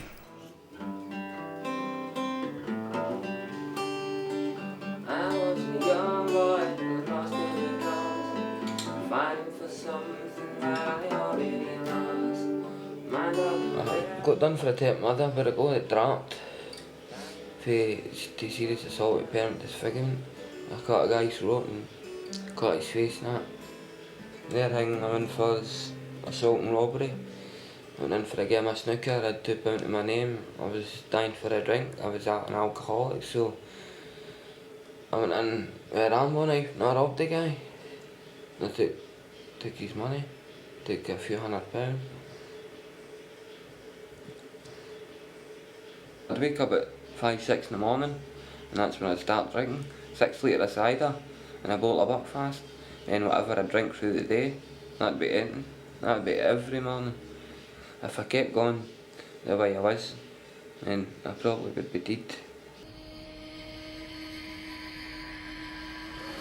New dad Chris is back from court. He was worried that the severity of his crime would lead to a lengthy sentence. He's back with the verdict. But man, got 3.5 years, man. Consec, man, that's me doing 5 years. It's alright, man. Don't grieve, man. You know what I mean? It's alright, man. Don't. Just don't, man. My money's got to run out, right? So I'll phone you on Friday, right? Right, love you, man, right? Love you, bye. It doesn't really sink in the first day, man. It'll sink in the more, man. Fuck it, but don't need bother.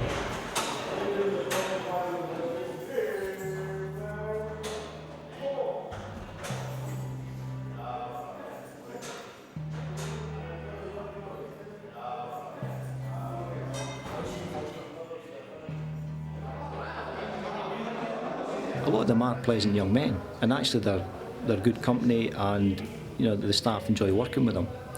But when they're out there in the community, they seem to take on a Jekyll and Hyde.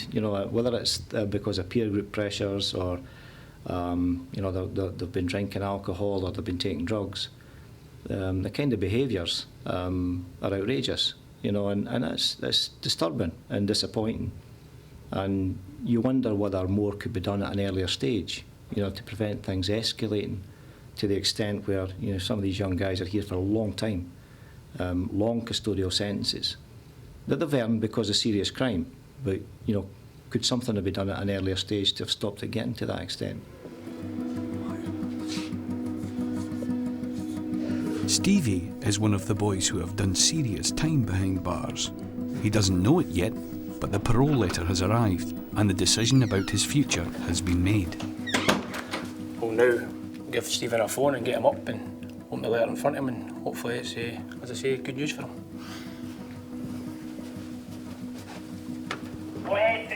We'll just go in here and we'll set a letter for him.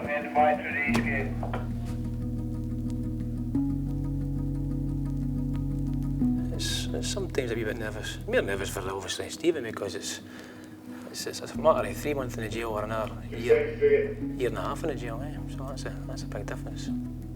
So I'm a wee bit nervous for him. Stevie may be a model prisoner, but parole is granted on the basis of your past crime and your likelihood to re-offend. All right, son, how you doing? I just need to speak to you for a couple of minutes, if that's all right. We're just going in here, eh? All right. Do you know why I've got you up? No. Take a guess. That kill man. Now, obviously, this wouldn't know my heart, I'm up here, eh? But because you've worked in reception, I'll not be telling you this in the hallway. But have a seat. There's your letter, open it, and you can tell me if it's good news or bad news. I don't even want to open it, man. Do you want me to open it? I want to go, please.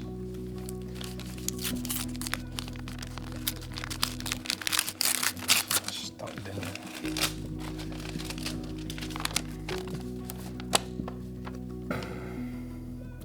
This is to inform you that the parole board has recommended to the Scottish Ministers that you should be granted early release on parole licence. So I got it, aye? So, it looks like you've got it, right? Get it, man. Which means you'll be released with effect from the 6th of August 2006. Right? There you go. Cheers, I wouldn't have got it if it wasn't well done, for you, son. man. You've done well, Right, You've worked hard for it and you deserve a chance back out there, so good on you. I can't explain how I feel, just amazing, man. At least I know I'm getting it. I can't explain, I'm just too excited, innit? All that hard work and it's finally came to fucking hang me, that'll be out in 60 days. Back in the under-18 hall, the reality of Chris's 5-year sentence is sinking in. Officer Stevie knows boys often crash when they're faced with a long time behind bars. Alright, pal. You're tidied up? It's not interesting to take maybe a read at your trial judge's report. What was it he says to you? So I'll make an example of you, man. He says, I don't want hope for young people to come board that they can't walk about counting their gangsters. I mean, that's what he was saying. You're a very likeable man when you want to be, man, but you're very unpredictable. And things only go in your way. If you look at my track record, it's always been in school. He's very unpredictable, know what I mean? When in school, it's very unpredictable. You need 2 members of staff here, know what I mean? In case. But why is that when you're like this in here? I don't know, man. I think honest to God, I think I've matured since 4 months ago, man. Because I know I've got a way out there now, know what I mean? And if I maybe I thought about that when I was out there, I wouldn't have had to come in, know what I mean? If I would have looked at things, but so you get a lot of time to think in here. Right. So it's where we're going to go for here then, eh? Aye. You seem like you're wanting to try and learn, eh? That's what's impressed me so far. Well, if you need to talk to me, just come and give me a wee shout later on.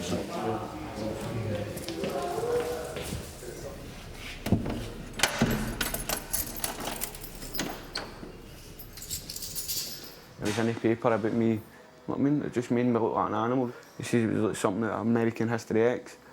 But I ran when a bus stop and he tried to run away and I flung a bolt and it hit him in the face and he fell to the ground. And I punched him a couple of times. I never jammed his face, but There's a bottle. The bottle smashed and shattered. Took his eye and he had 14 centimetre laceration on his head. You know what I mean? Just a wee hangman, just a wee switch and I'll flick off. So my body feels numb. Just when I do things wrong, you know what I mean? If I go to hurt somebody, I go numb, and that's what scares us, because if I can't remember what I'm doing, how can I control myself? You know what I mean? And that's probably why, that's basically why I'm in here. You know what I mean?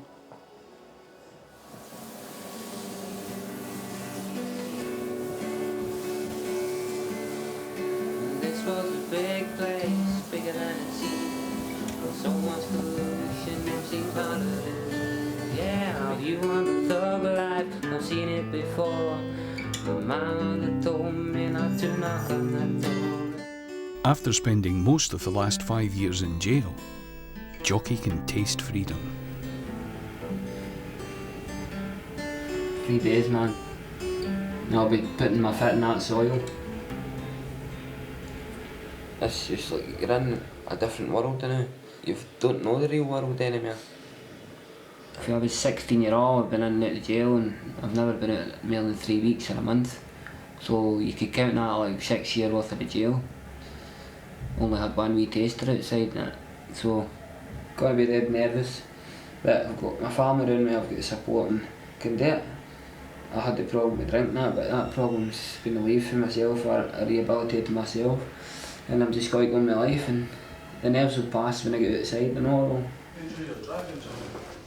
Chris's long sentence has taken him one step further from being the dad he wants to be.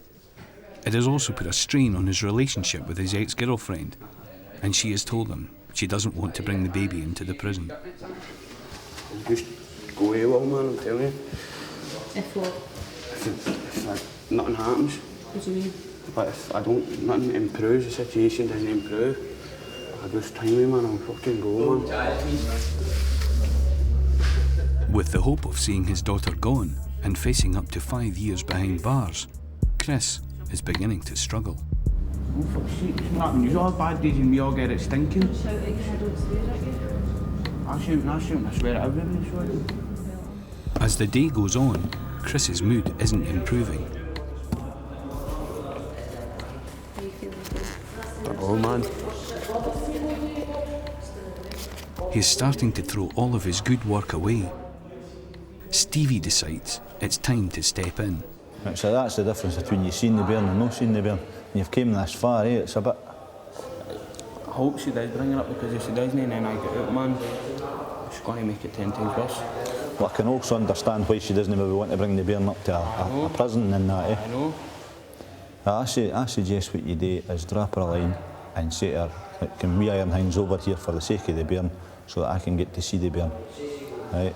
If she says no, say to her, well, what about we get somebody else to bring the bairn up?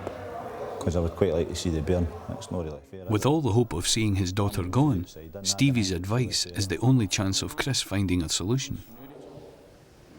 we ask a lot of our staff at times, and as do the young guys that are here, the officer has to change his role several times a day, from being a disciplinarian, somebody who has to look after the security and good order of the place, to then somebody that might be giving a bit of fatherly advice, or allowing somebody to offload and manage some personal difficulties, so that they're in the role of cast in the role of counsellor, or cast in the role of advisor, disciplinarian, friend, all in the course of one shift. Fucking yeehaw. Don't even want to look back at the place, to be honest, man. I hate the place, man. I'm never coming back, man. Never. Ex-alcoholic Jockey's 2.5 years are up. His sister Melissa has high hopes for his future. I think this time he will change. Because that's all these years now, and he's 21, so I should have and realised that he can't do what he's done before.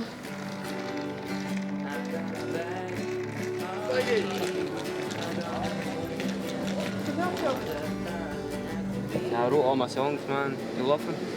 It's just about life, Colin, but see when you hear me playing the guitar, I don't think any's ever heard it. Get the guitar, mate. Play the guitar, man. Let them feel it. You start from him. You start from you as well.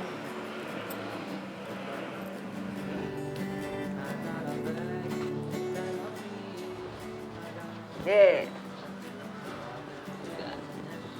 Right, Ed. And you join it. On a bit early, but you know. She was a wee girl. Back in Polmont, Chris's dedication to being a father is paying off. Taking Stevie's advice, he has managed to persuade one of his family to bring his baby daughter to the prison. I was going to come up for a bonding visit with my daughter and see how things go for him. It just made me feel a lot better than that. Can't wait, man. They're brilliant. I can't wait, man. I probably won't be able to hold her, man, but I don't know, man. Are you scared, baby? As if it was a chasteness. I mean, I will be scared, man. Chris is on top of the world. After 6 months of separation, he is finally to be reunited with his baby daughter. This is the thing I've been working towards, so hopefully everything goes good today. Last time I seen her, she couldn't sit up around. Now she's crawling a bit. Big change. Pretty excited and a wee bit anxious as well. I've not seen her for such a long time. She's walking in with probably butterflies and what have you, but it'll be good. It'll be good. Just talk what she likes, she loves us, and not much more you can ask for. Chris's bonding visit gives him 2 hours to spend with his daughter. He is one of over 100 young fathers currently being held in Polmont.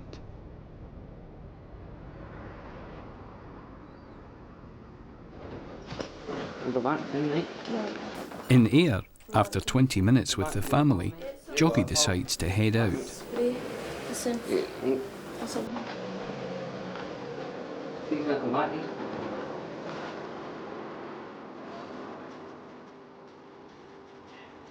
Is he alright? Hope so. It sounds like he's going to be alright, but it's early days, isn't it? He's a good boy. Jockey is convinced that 2.5 punishing years behind bars have helped him beat alcohol addiction.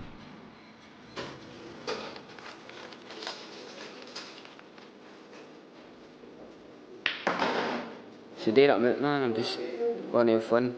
Sleep next morning. Next morning I wake up, man. I'm just going straight for my goals, you know what I mean?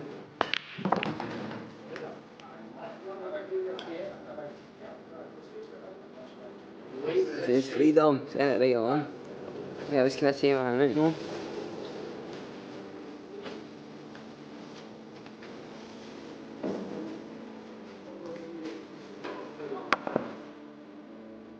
After easing himself back into the real world, Jockey decides to head for town. That's the big worry, it depends where he meets.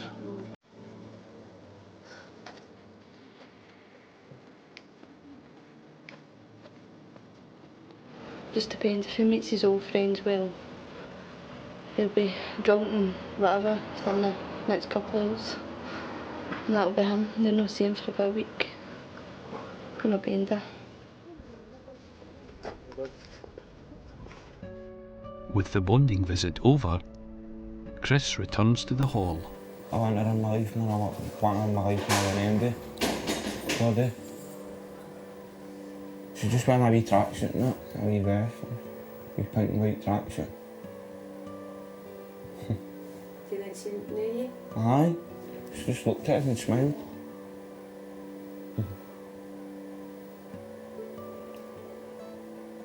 Obviously, she must remember something, you know what I mean? The voice or whatever, I don't know. It's good. It's the worst part about the whole visit when you walk away.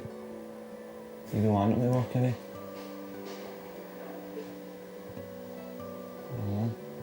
Makes you feel good when you see that something good can come out, you know what I mean? It's not all bad. Some people just think, oh, you're in jail, you're all bad, you know what I mean? It's not all like that. There is good to come out of people that are in the jail.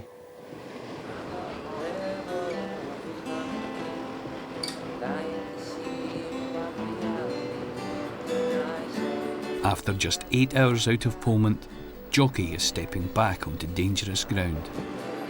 Here, Jockey pal, there's your change, right? It's in your pocket, you alright?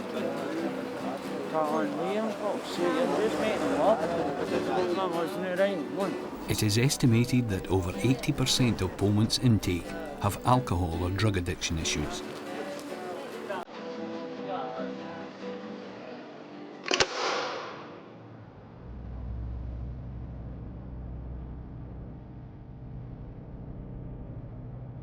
David Docherty didn't fight with Chris Stevenson for the remainder of his sentence. He is now back in the community.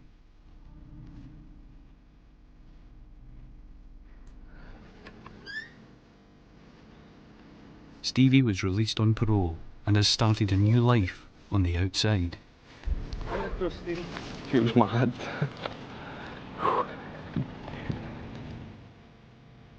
A month after his release, Jamie moved out of the family home and has lost contact with his counsellor.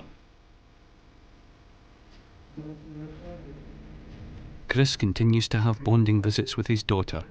He has 4 years still to serve.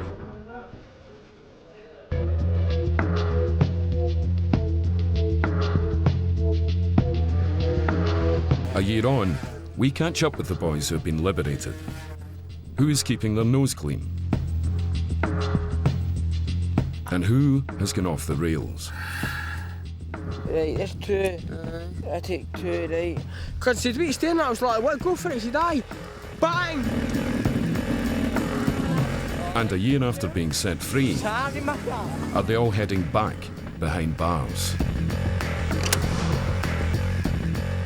Polmont is Scotland's most violent jail. A year ago, several of the young offenders' stories revealed the fear and aggression that rules their lives. There's a box on the nose there, man. Yeah. The series revealed their crimes and their hopes for a better future after ending up behind bars at such a young age. I have changed while I'm in here, but when I'm out there I can show you, and I will.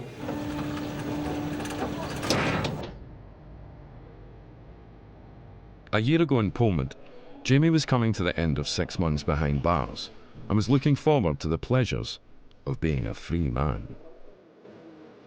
I'm confident. I'll go there and pull a girlfriend in no time. I'm confident. My friends call me Skin Diana Bones. Right, like a pig. But I don't know what it must be, what's the word, my metabolism. I mean, I sit there and eat all day and I still didn't put any weight on. That's alright, I'm rapid for the bolus. Rapid spell, no?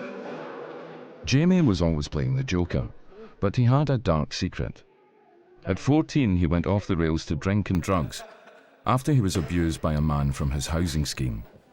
I didn't go out there and cause crime. like just do it because of crime.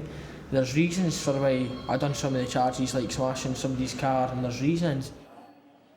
Jamie had kept his abuse a secret for years, even though most of his crimes were against his abuser. For the first time in Polmont, Jamie had asked for help. Were you left feeling powerless? I was only a wee boy. I couldn't tell. I didn't know what to tell. I couldn't tell my mum, so I had to keep it all to myself. And I was just still young age, and that, and it was just ruined me. This man done this because of who he was, not because of who you were. He made With the counselling, Jamie felt that he had turned a corner, and that this would be the last night he would ever spend in prison.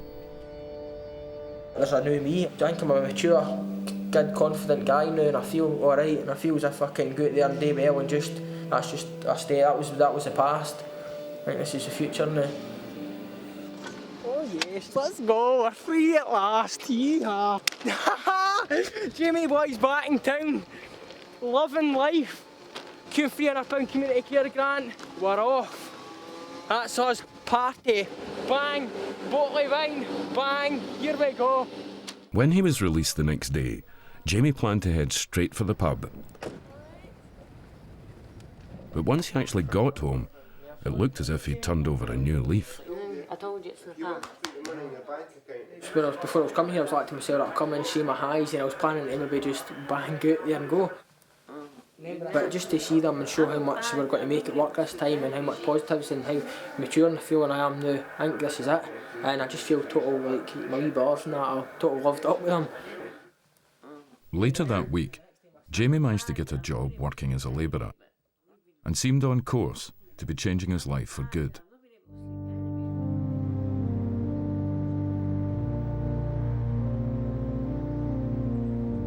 A year on, though, it looks as if things have taken a turn for the worse for Jamie and his family. Well, it was just a bit back at 11, and we've seen all the people, council, community wardens, police, and a couple of taxis, and they proceeded to do the eviction. Jamie's family have been rehoused. Jamie is no longer with them after getting back into drugs. Every week, every Thursday especially, these people would target him. Because he wasn't starting work till lunchtime, they would know basically just to hang about, and sooner or later Jamie's going to show up, whether it's going to work or whatever. Mucked up, lost his job, which absolutely crumbled Jamie. Because once he takes these things, he doesn't know what he's doing. And would do things unspeakable to us, and then the guilt would be like... Yeah, once he knew what he had done, major, either remembered by us or by somebody else, I mean, he felt like killing himself because he couldn't believe what he'd done. He couldn't face up to the guilt. Well, he did try to take his own life with a drugs overdose. I had this note in his sock for us to read by whoever found it. But thankfully, he obviously didn't take enough, or he wasn't given enough, and he very near did die. So basically, if you want to see how he's getting on, Hall Glen is where he is. We'll give you his address, and you can see him there. After the suicide attempt, Jamie ended up stealing from his parents and losing contact with them. He now lives in a scheme outside Falkirk called Hall Glen.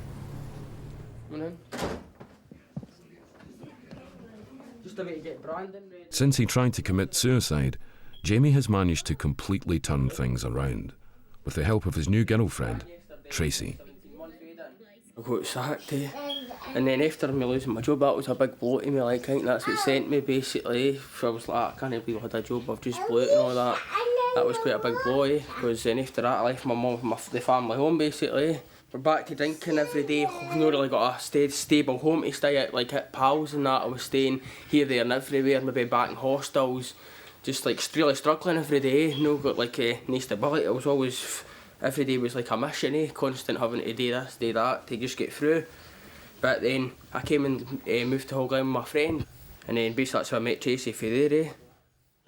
After 8 months with Tracy and her boys Brandon and Aidan, the kids are already calling Jamie Daddy. There you go. Probably before I met him, he was a livable rogue, I suppose, but that's changed. He's not getting into any trouble, doesn't he? You see, when I first met him, he was drinking every single day. Then he came to Hall Glen, and then when we met each other, he stopped drinking, because obviously I had to stop drinking if he wanted to be part of our family. Ever since then, never turned back to drink. Maybe had a drink once every few weeks, whatever, but it's limited, and he doesn't go for his head and trouble and vandalism and all the rest of it, and fighting. Doesn't do that anymore. He can't do that anymore. It's time for the better and that, and I'm glad. Like I met Tracy and that, wouldn't change nothing, And the boys are brilliant or not. Like I said, straight away I got a good bond with them all, and they love him and that, they're in for him, Since he's been with the kids, he's been absolutely brilliant. Totally amazing, just like he's a dad, I suppose. Really good. That's your pocket. You keep your wee pennies in there, okay? Look, I'll put your jumper on for you.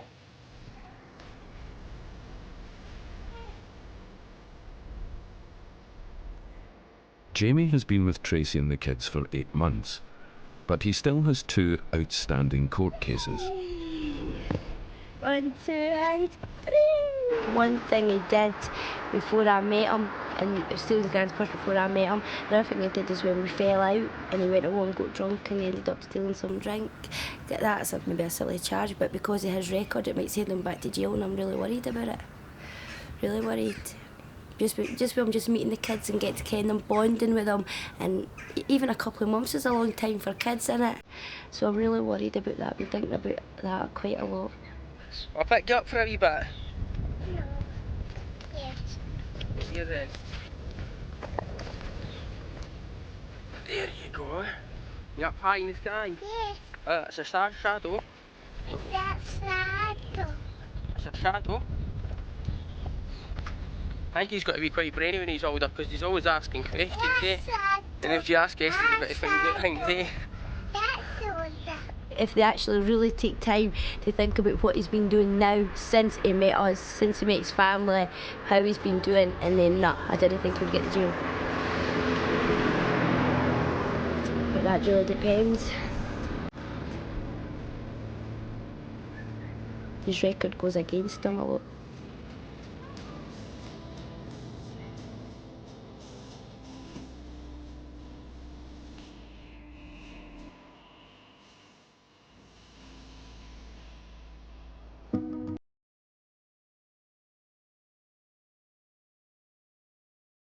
A year ago in Polmont, one of the young offenders was viewed by staff as being a troublemaker and major problem.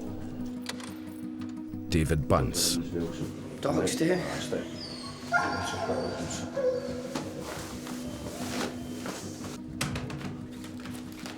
Starting in now. I'm not stupid enough to put it in my beer. David was constantly in trouble and often involved in gang fights. Right. Given the evidence that I have before me, I am happy to come to a conclusion that there was a fight taking place. How can you say it was a fight if you never even seen it? Well, I've just gone beyond reasonable doubt on that issue. Fill a shit, man. David continued to cause trouble. I forgot I had that in the pier. I'd stab some cunt in the cheek there. I'd go right through the cheek and stab some cunt in the eye, that. He was eventually moved down to the segregation unit, where he spent his last days behind bars before being released. David Buncey, 344. 16 months. Feels like butterflies, you know, so it sounds kind of stupid, innit? But, man, nervous and that.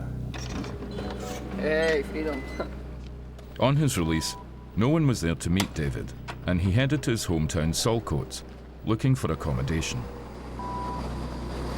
My mum died in 1987. My dad's never taken that airways. Just been flung to pillar to post, man. And for about 7-year-old, man, I was in homes right up till I was about 17.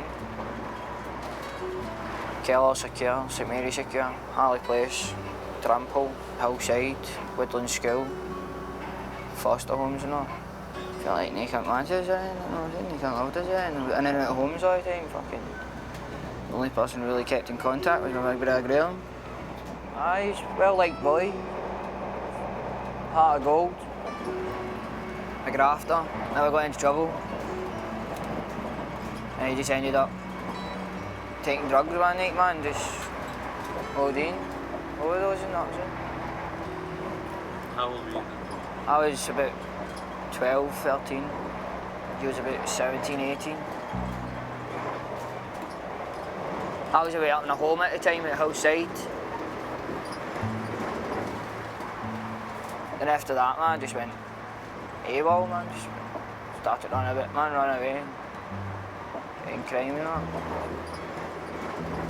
Nearly every boy that I've been in homes with, I've seen them in jail. Definitely.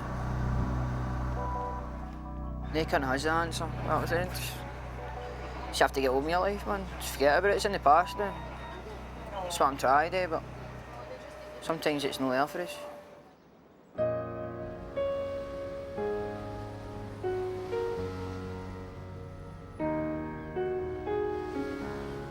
It's a year later in Saltcoats, and David Bunce has been hiding from the police for the last 4 months. Yesterday, they managed to catch him. The police chased us up there in the corner, just down to share that wall there. And fucking the police just shouted at us for Bunce, he just stopped. So I just stopped because the police surrounded us, there was police dogs and motors and that, and fucking the dog chewed wee time, and that's when they told us that I didn't have any warrants out for me. And my chin hit the ground, and I was like, holy fuck, man. Can't believe it, man. Been running away for the bastards for 4 months. It's no funny, man. There's one cunt that runs that street, and if there's any trouble he tries to do you. But I went through that cunt's door there because he grasped me into the police for slashing him down the back. I kicked in his door and went upstairs. But he was greeting behind the door telling us to get out, man. He was phoning the police, so we just left. The police may not have a warrant for David right now, but he's still heavily involved in crime and gang violence, and has several outstanding charges hanging over him.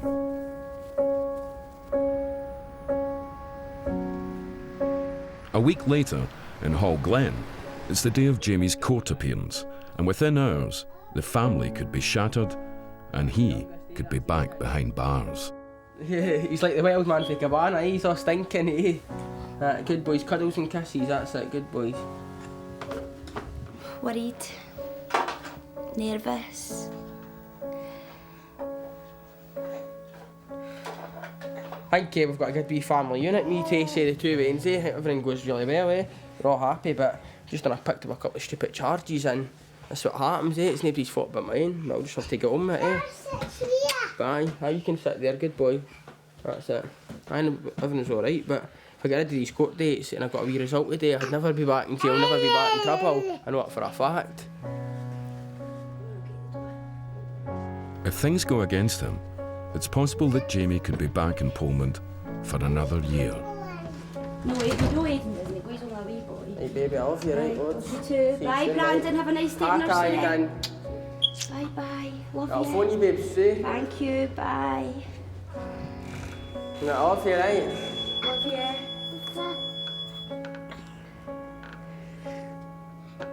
See, there's no point really. I keep saying to myself, no point in getting upset now because I mean, it could be good. He might phone and say, oh, that's it, I only got probation or whatever. I think it depends on the judge. If the judge is in a good mood, if it's a good judge or if it's a bad judge, I think it depends on what that is. But if they look at his previous, he'll get jailed, I know he will, if they take that into total consideration. I don't know. I'm alright, I'm gonna fuck. Just putting the brave face on again. How many times did I do that, eh? Nah, fuck it. But see if I get to jail, I will crack. I might say something, I don't know. I'll say something to him. The judge probably, fuck you. I'll say I wanted a chance in that. Just be such a shame. He even says to me, Tracy, he didn't mind going in the jail all the other times and he felt as if he deserved it. But this time he's like, the system will totally let him down if he gets jailed.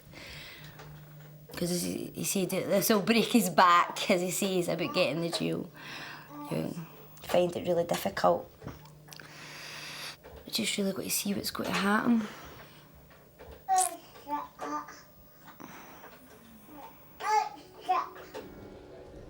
In Saltcoats, David Bunce takes a long route around his housing scheme to avoid his enemies.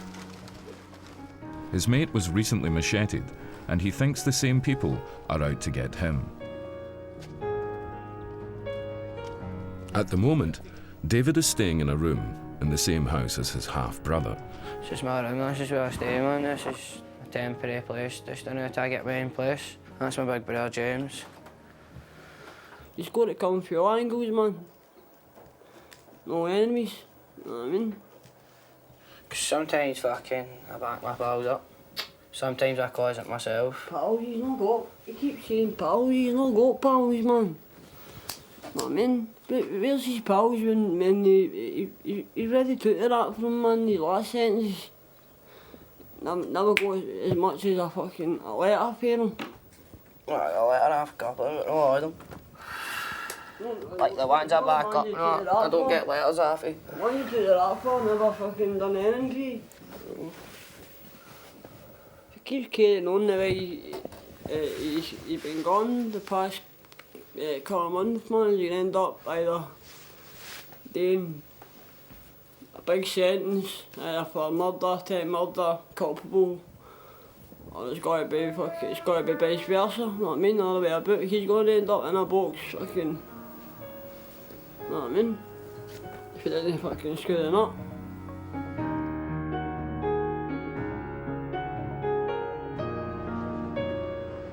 Two hours after Jamie was due in court, Tracy's still waiting for the call that will determine the fate of the family.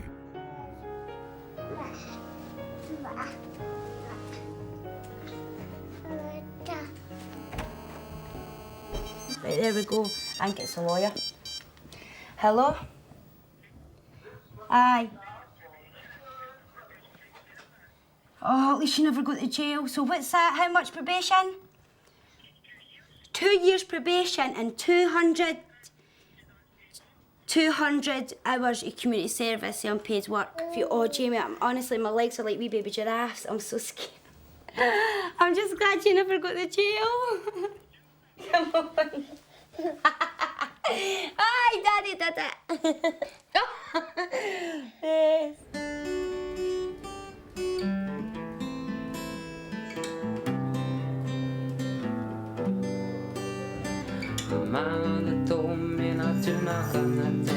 A year ago in Polmont, Jockey was looking forward to getting out and starting a music course in college.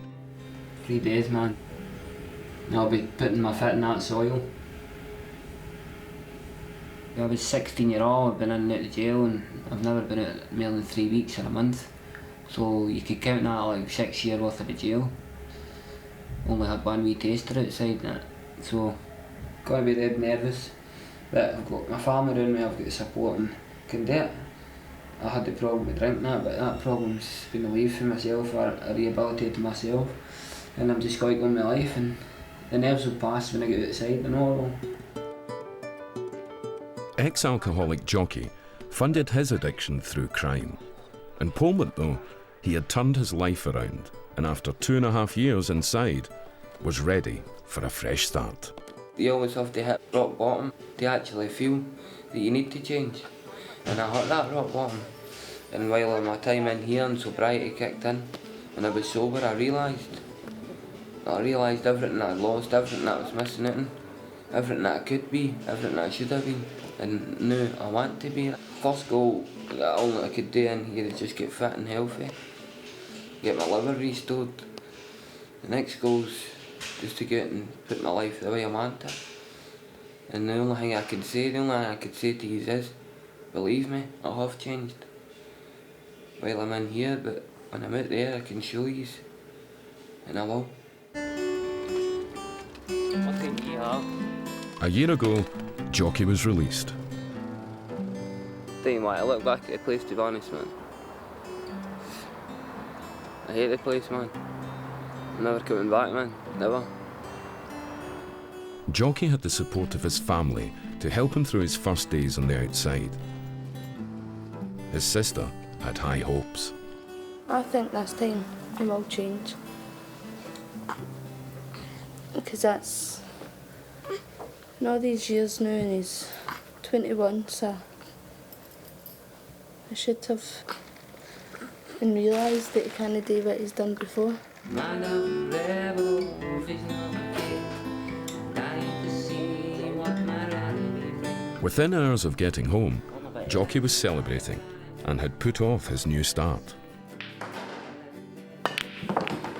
This is freedom, send it right on. Yeah, I was going to say, man, you know. Just 8 hours after leaving Polmont, it looked as though Jockey's promise of turning over a new leaf was an empty one.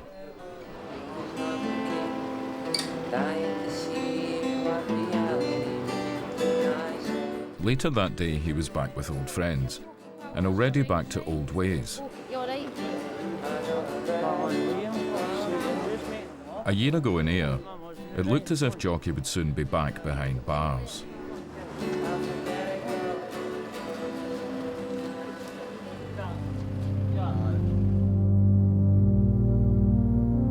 A year after his release, Jockey's dreams of music college are a thing of the past. He lasted 2 months on the outside before he ended up in Kilmarnock jail.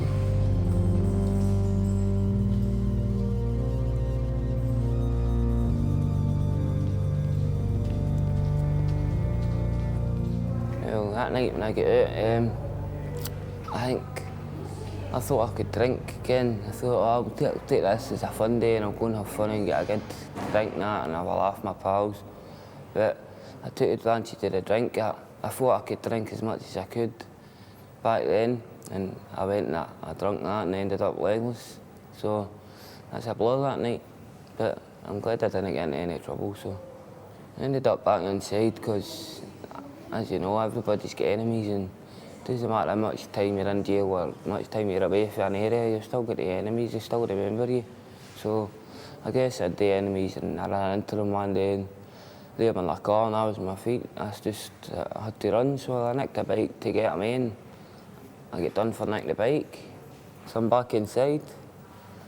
But I look upon this as a time I could take advantage of the jail and get myself better, healthier, and this time get maybe a wee flat away for the place. And then I might do better. I used to have a lot of widespread goals in my head, but now our future is just stay with my family. That's all I've got now for our future. And then after I get my flat and that sorted, then I could maybe broaden my horizon and go a bit further. But until I get a flat and stay out of jail and have somewhere that supports me and stability in my life, I'll not have a future. 21-year-old Jockey has just been released from Kilmarnock and is still determined to rebuild his life. In Hall Glen, Tracy and Jamie have been arguing, and Jamie has been away for days. What's so great about hanging about in the middle of the streets in the pouring rain? Drinking, but I think that's what he misses, because that's been like 4 days. If he loved and cared for me and the kids, I thought he wouldn't have left it 4 days to come home. So he's going to have to do something. Either we're going to have to finish it, or he's going to have to buck up his ideas and be a dad to the boys and stop going out drinking. Where have you been? I can, but Terry phoned and said... Jamie has come back home and is still determined to play his part in the family. And I sometimes maybe miss pottering about my pals drinking and that, eh? But at the end of the day, I know it's better for me to stay and do what I'm doing with Tracy and the Waynes and that, and plus I am happy, eh? But if I never had Tracy and that, I'd probably be doing this every day on a daily basis, drinking and that, then who knows what it'd lead to, eh? It seems that Tracy is keeping Jamie on the straight and narrow, for now.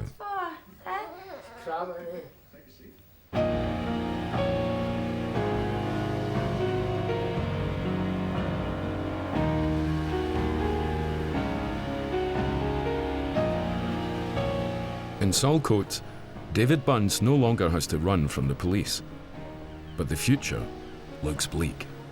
It's rubbish. You do the same thing in day in, day out, man. It's fuck all here, man. Not a job, man. Been looking for a job, but isn't it hardly any jobs about, man. We all want licences, car licences and all that. I want money. If I don't get a job, man, I'm just going to just start doing stuff to get money. Don't really go out looking for fights anymore, man.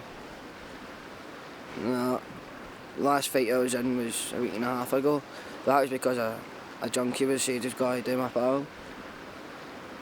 So the threes jumped on him, done him in. David has an old assault charge to go up for in a week's time. I'm up at court for the thing I got into a bother about February. I was out at Kilburnie and I started fighting a couple of boys out at Kilburnie and we all got done with assault to severe injury. I heard that the guy got hit with a hammer and that. Well, it says in my charge sheet, repeatedly punch and kick him to the head and strike him with a hammer. But off 5 years I've been charged with that same charge. So really they don't have a clue which one was supposedly getting accused of doing it. So I'm up on Monday for it.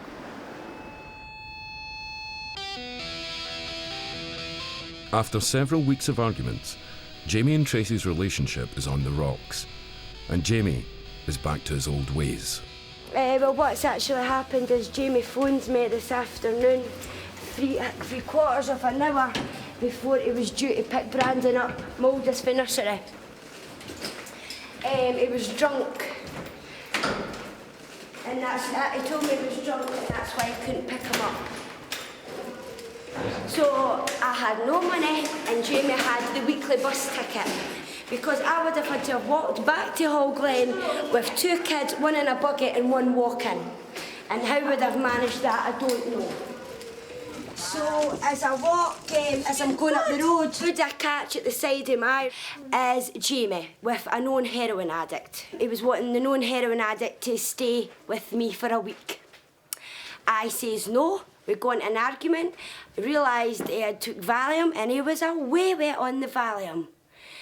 We had an argument, he wanted his boys to stay for me for a week. He wanted his boy to sell some of his bags of heroin for money, to give me money for dig money for him to stay for a week, and I wasn't having it. So we argued and he punched me in the arm and he pushed me and my son out onto the road. The cars were swerving but no cars would stop. Then an ambulance car stopped. Jamie challenged me, Brandon and the ambulance driver to fight us. We're coming along the road. I put Brandon into the ambulance car and the guy, I was screaming, the guy, that could be him, that could be Jamie. You try. I'm really scared because I know the police are looking for him now. Frightened that Jamie might hurt her, Tracy has called the police. He's staying out of trouble, but if he takes the Valium, he just goes mad, and that's what's happened today. Well, I don't think it'll certainly appear while we're here, but we're going to stay in the area anyway. It'll be an easy spot if we see him. On the information that you've gave us and the information that we've got from the ambulance and what we're getting just now, if we see him, he would be arrested and he would definitely be kept. I've been on the fucking drugs, I've been fighting and knocked cunts up out of tune. Look at my hand. You know, I broke my fucking hand, I've been going daft. I didn't give a fuck. Look at his look. He's been through a fucking lot of that. And he's been on smack for 5 years. He's fucking trying to get himself shot to gear. I'm fucking away with frozen fucking arms. Great with the kids. He's a good dad. Really good dad. But if he's on Valium, I wouldn't let him near my kids. I can't try to smash my dog, please. I sidestepped him, bang, right in his nose, knocked him clean out. I was up to a couple of years later, because he said, what are you staring at? I was like, what, go for it? He said, aye. Bang, knocked his pal clean, Jules. I'm starting not to give a fuck. You made the crack because he was a fucking older guy, a lot older than us, but... Jamie, what's happened? I've been doing great, Jules, right, but fucking I feel pressure of veins, and even my veins, but I still do care. Tracy's fucking doing my head and she's paranoid. Jules, I don't even know what the fuck, I'm fucking cracking. I want to snap. Stole my mom's prescription twice, took all her Valium and DFs and she needs that for her back. I like this life. Might involve me to fucking shit streak, whatever it does, but I'm cracking, I've been on Valium, I'm ready to go fucking Jules, I'm ready to snap. I've finished my parents, I've got fucking nailed to Jules. The next day, one of the boys is again back behind bars.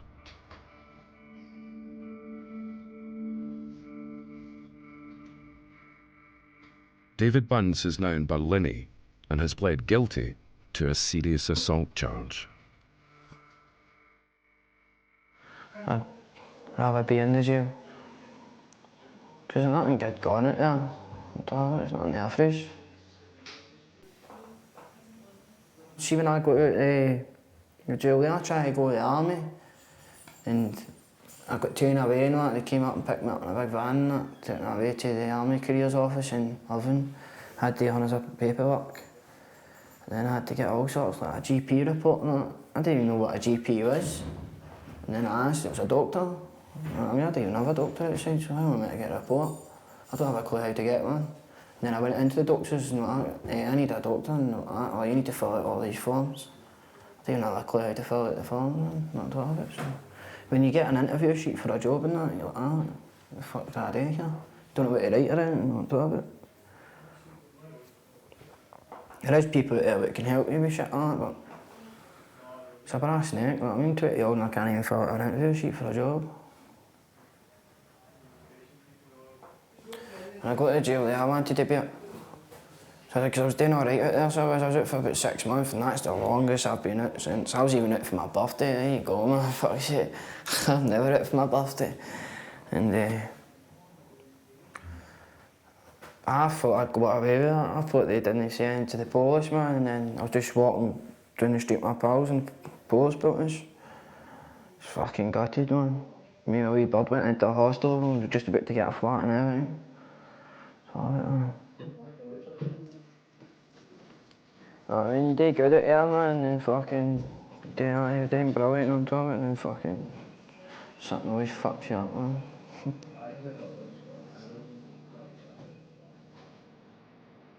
The day after the split with Tracy, Jamie has managed to avoid the police and is keeping a low profile in a local park. He's beating himself up for going off the rails. Well, fucking, that was just fucking me being stupid. What did I do that for? Stupid. It's just stupid, but I didn't give a fuck. If anyone couldn't say Why anything. did you do that? Fuck no, it's just a way went in the blues. Should be enjoying myself the right way. Should be high on life because I've got 2 good wains, I've got a fucking beautiful woman. Should be happy that way, yeah. No happy because I'm fucking out my face smashing cunts and fucking, get what I mean, not giving a fuck. Get what I mean? You know, every cunt else, all my fucking pals and that probably think it's smart. Oh, Jamie fucking back in the jail gone crazy yesterday, you should have seen him, man, done this, done that, he's back in jail. Fucking, I mean, it's always fucking me gets to jail, but then gets my fault for being stupid today, shit, eh? What I need to do is sort my life out, that's what I need to do. But why am I got to do it? Get what I mean? But I tell you what, if I didn't make it work with Tracy like I've said and that in the veins, I think I'm trying to keep going down the slippery slope. Later that day, Tracy tells Jamie she will retract her police statement, and they decide to give the relationship one more chance.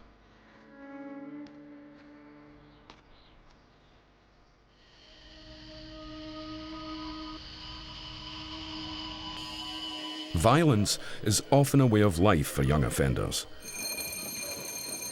And a year ago in the under-18 hall, one of the most violent was David Docherty. Cutting that shit after start. David's personal officer, Stevie, was running out of patience and was trying everything to get through to David that he had to change his ways or expect a lifetime behind bars. Mind if I sit down? Why do you need to fight? What age are you now? 17 and a half or so. I'm trying to get to the root of why you're offending all the time in the prison. Because I deserved it. But is there no another way you can deal with it? Well, there's plenty of other ways we can do it, but I want to do that. That's how you are where you are now, eh? Through constant fighting, David had made enemies in every hall and had a list of prison offences he was proud of. About 36 or something I've been on, 37, 38 or something. First officer to open his door would get a dart in his eye. Docherty did have 2 blades wrapped up in paper. Did call me a fucking poofy cunt and a dirty scumbag bastard. David's fight was with one of his main enemies. Stevie thought David was heading for a life in jail, and in an effort to change David's behaviour, wanted him to talk to his enemy, face to face. So what I'm saying to you is, right, we need to change your way of thinking. But I'm not I don't care if it talks with you that, and I'm not to talk to him. If you can't use your mouth and talk about stuff, and hear how other people, you're just going to be dubbed up the rest of your life. I've told you that I've sat down with cons, and I've spoke to cons who wish that they could go back to your age and turn the clock back, right? And I have tried to drum this into you time and time again to make the best of who you are. And right now you're not. I see where you're coming from, but I don't think it's happening. Well, I'll tell you what I'll do with you, right? I'll let you sleep on it, and I'll come back and see you. David's instinct was to say no to Stevie's suggestion. I wasn't expecting it to be easy.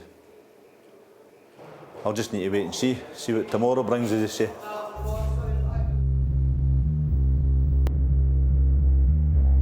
Eventually, David Docherty agreed to meet his enemy face to face. Even though they had never been in the same room without fighting.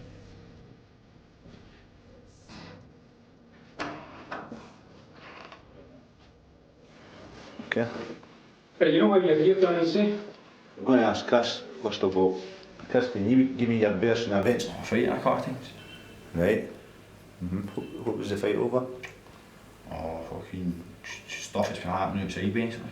Oh, my boys fight by his boys and that, basically. Surprisingly, the meeting ended with an agreement not to fight again. Back up to him, just walking by me. Would I do it? Oh, I wouldn't. Are you saying that's going to be for the rest of your term in the prison, or what are you saying? Can I guarantee you that he wouldn't need to bother about me? Well, you tell him, man. Yeah, I say that. You've always got a kind of wee glimmer of hope, eh? But he's got a good side. He's worth spending the time on, because if you didn't spend time, he's always going back out and come back. So you just keep batting away there.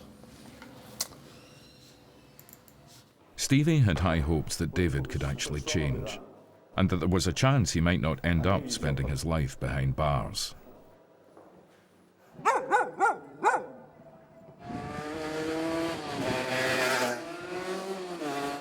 A year later, David is back in Motherwell. He hasn't been back to Polmont, although he's still involved in violence between different areas. Buddy, how you doing? Wiser. I don't do anything that shouldn't need to be done. I don't go out and do something that doesn't need harm. Like, before I went to jail, I did.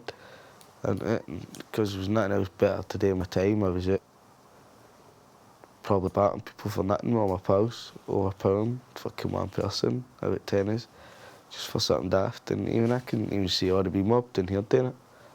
End of the day, everybody must do it at that age. It's another culture.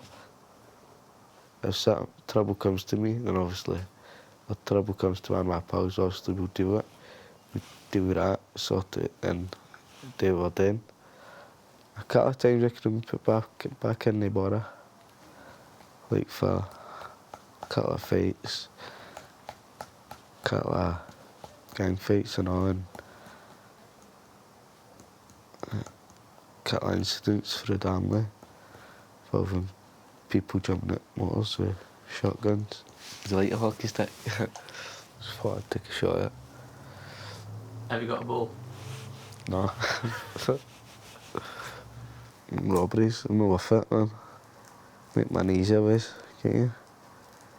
And get it and fucking petrifying somebody and taking all the money, or like fucking post office or a shop or something, or a bookies.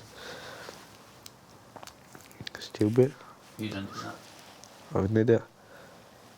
Some poor man. No way you could do it this way. No end up in the jail by. David now spends as much time as possible going out in the town with his mates. Go to dancing every week now. There's probably a could-be fight. Could be happening every week. You're sitting listening to tunes and everyone's pure adrenaline pumping, everyone's aggression, is it? Anger. You end up pushing cunts about and all that, and rank cunt that pushes you, turn around, obviously punch him or something, man. I push him out of the way and start something. It starts like that. Tonight, David is planning to go out with some of his mates into Glasgow town centre for some dancing. In Hall Glen, Jamie has finished the relationship with Tracy and moved out. Tracy is desperate and just told him that she's had a miscarriage. Please talk to me. You always lie. Jamie, please don't do this to me. You're killing me, Jamie. Jamie, I've just lost your Wayne. I want you to help me bury it. I think it was a wee girl, Jamie. I called it Jamo. When you going to help me bury it? Jamie has begged his gran to take him in and doesn't believe Tracy is telling the truth. She's got an implant that works for 3 years, it's basically 97% proof. So the chances of you Hannah waiting are fucking very, very slim. Get what I mean? Jamo. I called it Jamo. It was a lassie, but she called it Jamo. Do you want to see it? I can't believe that. That's what I can't get out of my head. Do you want to see it? 3 weeks old. What the fuck would come out at 3 weeks old?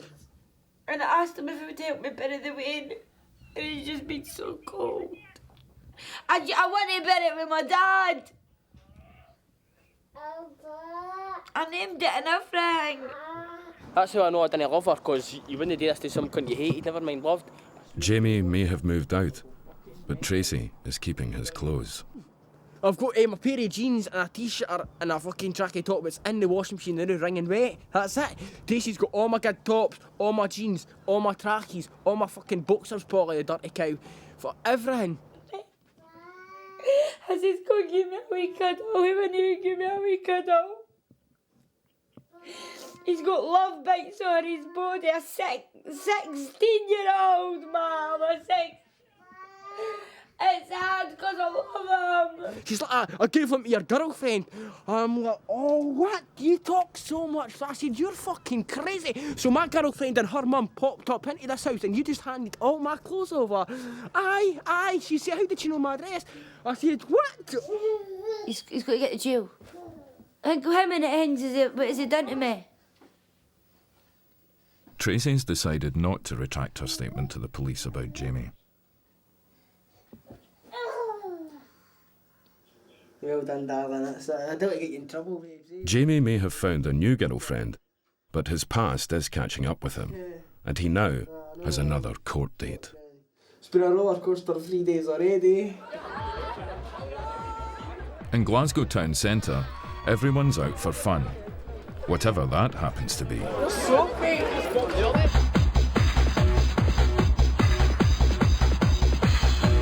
Had it, fucked.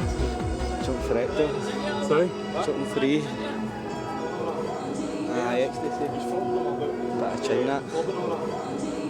Fucking fighting last night, man, at the Mega Bar last night. Started a full-scale riot, man, with myself. Got all my boys behind me. Nearly to jail. Elbowed a copper and ran. Mental, man, I'm telling you.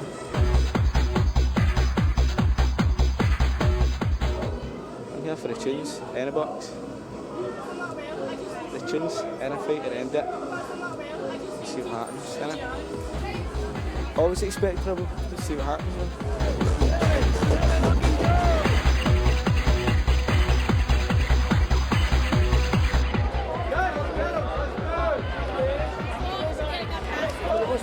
Next week, will you back to come?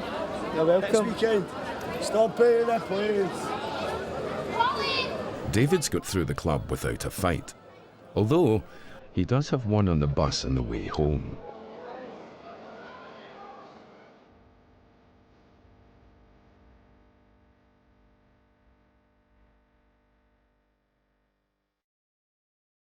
A year ago, Stevie McQuillan was coming to the end of a long sentence in Poland. He'd been inside for 4 years, plenty of time to think things through. Used to just meet up with my pals, man. Go and fucking steal a motor or something, strip it all down, sell it. And I'd just get hundreds of drugs, man, all sorts of ickies, speed, hash. just fucking get hundreds of bevy, man, just get heavy mad weight in a house, blast the tunes for a while, man, and just fucking bounce out in the streets and start to cause trouble. Just smash cunts with bottles and shit for nothing, man. Ended up batting this cunt, man, he stuck us in, and then I got out for court on bail, and then I ended up just fucking bumping into the fucking cunt's uncle. I battered his uncle, man, just for the sake of it, and ended up taking it too far. Came in the jail and I was fucking only something like 7.5 stone or something. It was that bad, we taking drink and speeded boys and eckies every single day, so I can't really remember much about it outside. My home life was fucking, as I'd grown up, it was dreadful, man. I'm always in fucking a good few serious fucking relationships where a fucking boyfriend was beating her up and shit, being violent to her, man, and she ended up going with one cunt that fucking got her addicted to heroin and shit. And fucking that's just when I went after Eddles, man, started getting out in the street and heavy battering cunts and shit. Stevie had changed his ways inside Polmont and ended up with a responsible prison job. I'm trusted. I'm one of the most trusted prisoners in here. Even when I go back up the hall, I'm opened up all day and all that, so easy days. Stevie had the chance to go for parole and cut a year off his sentence. That's how I want to go and see make a proper start yet. So I know I've changed in myself. Just want to prove to my family that I've changed as well. He got parole and the chance to get out early. Feels mad.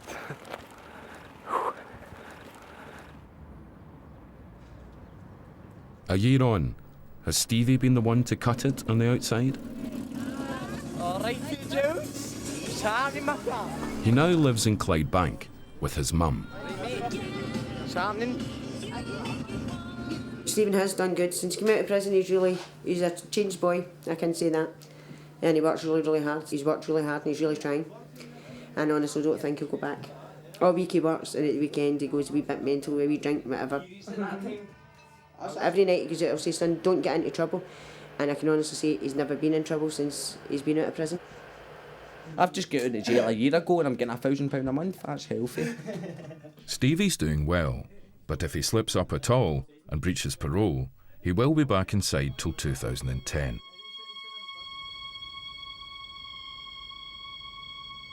A week after splitting with Tracy, Jamie has nicked his grand's bank card when she was asleep and stolen 200 quid, which he has spent on alcohol, Valium and ecstasy. Right, there's two. I take two, right? I take half, you can take the wee bits of it, right? Fucking man. Where's the mad dog, eh? Yeah, drink. Brian, tell me just what the fuck my boot, right? How much money you got? No money at all, honestly, no money at all. Mum, I'm not even funny, I fucked up, ma. Because I stole fucking £150 for Grand's bank. But I didn't think she's noticed. And fucking, I'm just gonna have my head, ma, I'm ready to, I don't know what I'm going to do, ma. Here we fucking go, let's go, fucking mental. Man, like my name there, do that. Name, ma, name. V-O-D-A. Not one penny. Do that, that's fucking do that. Fucking my grand's fucking phoned the police. I can't have fucked this up, Jules. I'm even a bad guy to you, Jules. I've just fucked, what's happened? Everything's went to my fucking head. Well, that's the Camlin boys for you. Yeah, these are this is my best pal. I do love him, even though we fucking different scams together. I love him to bits, man. He's my bros in arms. I even had a charge today. I did. Even had a fucking charge, 20 mil a kit, injecting it, not giving a fuck. My family, that's me fucked up my family now. I bet you end up doing something daft, a taxi driver or something, right, Jules? Yeah, Jules, I was going to give my nickname the other day. Look at me, I feel I'm going to snap. Did you not hear what she said? That's your finish, it's your own fault, you just fucked up. You had one chance and you've just fucked up. Aye, that's you finished. That's you finished, you had one chance and you've just fucked up. Tracy is struggling to cope with her two boys now that Jamie's left and blames his drug taking for the split. Valium and alcohol mixed together turns Jamie into a monster. He knows it, he would tell you himself. Brandon. Jamie will be in the jail within the next couple of months. I think Jamie needs to learn what he's doing wrong and he can't get away with those things, especially his person that he loves and who means the most to him in the world, as he says. And it's sad, very sad. it can't live like this. The next day in Clydebank, Stevie has a job to get up for.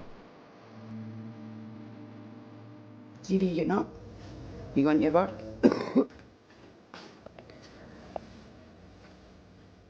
Steve, you don't sleep with a smile on your face. Come on, get up. Stevie, come on, sit. It's nearly 8:15. Sure. Come on, hurry up.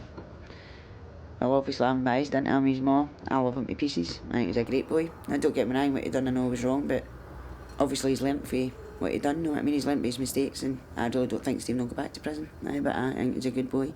Goes to his works and I've not got any problems with him. Doesn't cause me any trouble, never. Doesn't bring trouble to the door, doesn't bring post to the door, so. Stephen, come on, you're going to burn your fingers. Burn the quilt. Steve.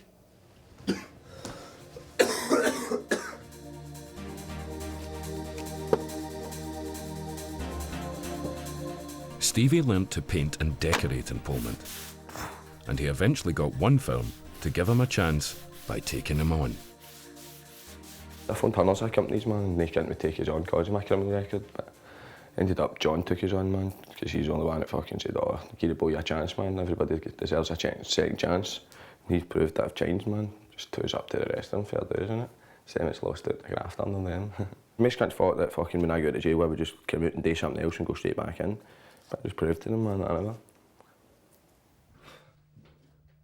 Nobody can change you can only change yourself. It's up to you to decide if you want to go in or out of jail, you know, so there's only one person that can do it, you know. The future looks great. The future's bright, the future's orange.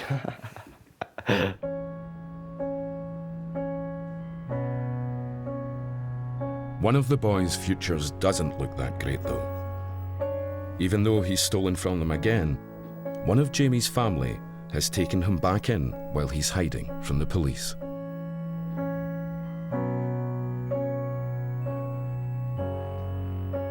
As soon as the police see me, Joe's fucking, I've got a first class fucking stamp for Polmont Young Offenders Institute on my forehead. Then I'll be going to fucking Berlin, and it means I'll be missing my 21st birthday and my Christmas. Here I am, fucking picked up with loads of charges, fucking breached my probation, breached my community service, breached my supervised bail. So I'll just fucking take the jail time for it and that, and I'll get out and I'll have no probation, no community service, and I'll be a free man. But then, what do I do for there? Because I fucking can't afford to keep fucking up after 21, man. Maybe go to college or something, I don't know, just get away from fucking everything. Just get my fucking acting gear. That's what it all comes down to. But it's easy to say stuff, easy as fuck to say it, but it's whether I fucking want to do it or not. And I fucking need to do it. If I'm not going to do it now, I'll never fucking do it, honest. Like, it's fucking make or break, I think, man. I've got confidence in myself and I think I'll maybe break it a couple of weeks, I would expect. Never know, a couple of months per day. But when I do get caught, I'm going straight to jail. Fuck, you know the script anyway, but fuck it. Hopefully I didn't get caught for a while, But fucking, I'll catch you after. Right, take care of yourself, right? Bye.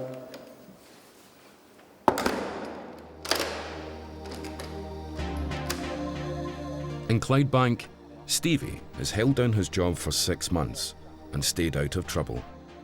He thinks his long-term sentence made all the difference. They're only getting short-term sentences, man. They're only getting like a wee 8 months, 10 months, 12 months, 30 months now. I get 5 years, man. I was only 17, so I was in for fucking years. I didn't live my teenage years, man. I'm living my teenage years now. Partly, I've got a wiser head on me. Most daft, man. Fuck, doing all the stupid shit, it's not worth it. You only live once, man. I want a good life, no a fucking in and out of jail, fuck that. Who wants that? Honestly, who really does? You must be a loser if you want that. I'd hate to go back to the jail, man. I really would. It's not as if it bothers me, I just hate to go back. I've got a good life out here, man. Chilled out, easy going, so fuck that shit. Not worth it, man.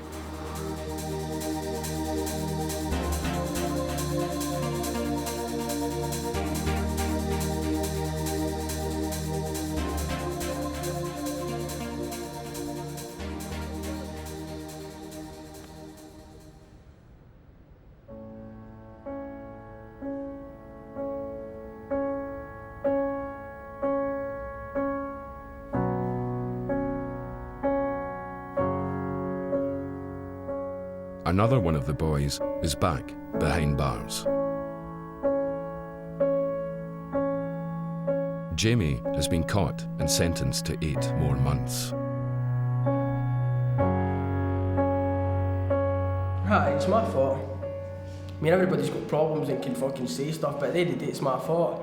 I'm the one who drinks the drink, takes the blues, and on the blues I didn't really know what I'm doing, and fucking end up fucking doing stupid charges or doing stuff or no thinking, aye, it's my fault. Fucking at the end of the day, I probably am a fucking bad guy, and I deserve to be in the jail. Outside I've just been kept deeper in shit street and that. So I'm in here, I've got everything dealt with, I go back out, seeming like a fresh start. But what the fuck am I got to do, Jules, man? Get out to what? And fuck knows, Jules, I'm not even caring. I'm not giving a fuck. And that's probably the scary thing.